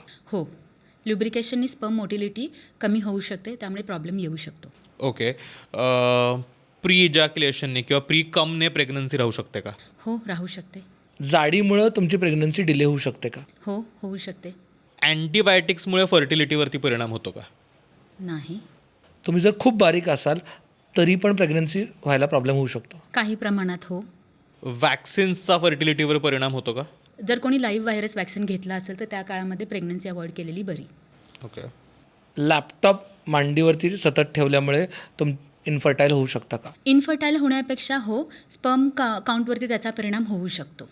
टाईट इनरवेअर्स घातल्याने म्हणजे मुलाने किंवा मुलीने स्पर्मवरती किंवा फर्टिलिटीवरती त्याचा परिणाम होऊ शकतो का? हो, त्याचा परिणाम फर्टिलिटीवरती होऊ शकतो. हो. इथे मी तुम्हाला ह्युमन बायोलॉजीबद्दल थोडं आणखी काही सांगू इच्छिते. तर कधी आपण हा विचार केला आहे का की मुलांचे रिप्रोडक्टिव्ह ऑर्गन्स हे त्यांच्या शरीराच्या बाहेर का असतात, शरीराच्या आत काही नसतात? त्याच्यामागे एक सायंटिफिक रिझन आहे. तर मुलांच्या रिप्रोडक्टिव्ह ऑर्गन्सला टेम्परेचर हे शरीरापेक्षा कमी लागतं, म्हणून ते तिथे असतात. तर बऱ्याच वेळा आजकाल आपण बघतो की सतत लॅपटॉप मांडीवर घेऊन बसणं किंवा टाईट इनर गारमेंट्स घालणं किंवा खूप वेळ बसून राहणं, या सर्व गोष्टीमुळे तिथलं टेम्परेचर थोड्या प्रमाणात वाढू शकतं आणि त्याचा इनडायरेक्ट परिणाम हा फर्टिलिटीवरती होऊ शकतो. ओके. तुम्ही फर्टाईल विंडोमध्ये खूप ट्रॅव्हल केलं तर इम्प्लांटेशनला प्रॉब्लेम येतो? नाही. वजन कमी असणं म्हणजे अंडरवेट असणं फर्टिलिटी इम्पॅक्ट करते का? हो, काही प्रमाणात करू शकते. ओके. नाईट शिफ्ट तुमची फर्टिलिटी इम्पॅक्ट करते का? थोड्या प्रमाणात होऊ शकते. तर बाकी इतर लाईफस्टाईल तुम्ही जर मॅनेज केली तर युज्युअली काही इतका परिणाम होऊ शकत नाही. सो नाईट शिफ्ट करत असाल तर इन्फर्टली होणारच असं काहीही नाही. ओके. ठीक आहे. Thank you so much ma'am. आपण बऱ्याच दिवसांनी खरं तर फर्टिलिटी आणि प्री कन्सेप्शन काय असू शकतं याबद्दलचा एपिसोड केला. खूप इम्पॉर्टंट एपिसोड, कारण जसं शार्दूल सुरुवातीला म्हणाला होता की आता खरं तर आपल्याकडे माहितीचा आणि इन्फॉर्मेशनचा ॲक्सेस खूप जास्त आहे, पण याचा अर्थ आपल्याला त्या सगळ्याच गोष्टी करता येतात किंवा जमता आहेत असं नाही. त्याच्यामुळे त्याबद्दलचं कन्फ्युजनही खूप आहे. असे बरेचसे प्रश्नांची उत्तरं आज आम्हाला या एपिसोडमध्ये शोधता आली, त्यामुळे खूप खूप आभार तुमचे. तर हा आजचा एपिसोड पाहिल्यानंतर एखाद्या कपलनी जर थोडं कमी घाबरलं, पूर्णपणे व्यवस्थित समजून घेतलं आणि योग्य पाऊल योग्य दृष्टीने उचलून प्री प्रेग्नन्सी प्लॅन केलं तर मला वाटेल हा आजचा एपिसोड सार्थकी झाला. Thank you so much. तुम्हाला आजचा एपिसोड कसा वाटला नक्की कळवा. तुम्हाला जर काही प्रश्न असतील तर तेही खाली कॉमेंट्समध्ये लिहायला विसरू नका. आम्ही ते प्रश्न मॅमपर्यंत पोहोचवू आणि त्यांची उत्तरं तुमच्यापर्यंत देण्याचा प्रयत्न करू. आणि तुमचा आणखीन काही फीडबॅक असेल तर तोही लिहायला विसरू नका. अमुक तमुकला अजूनही सबस्क्राईब केलं नसेल तर जरूर करा. धन्यवाद.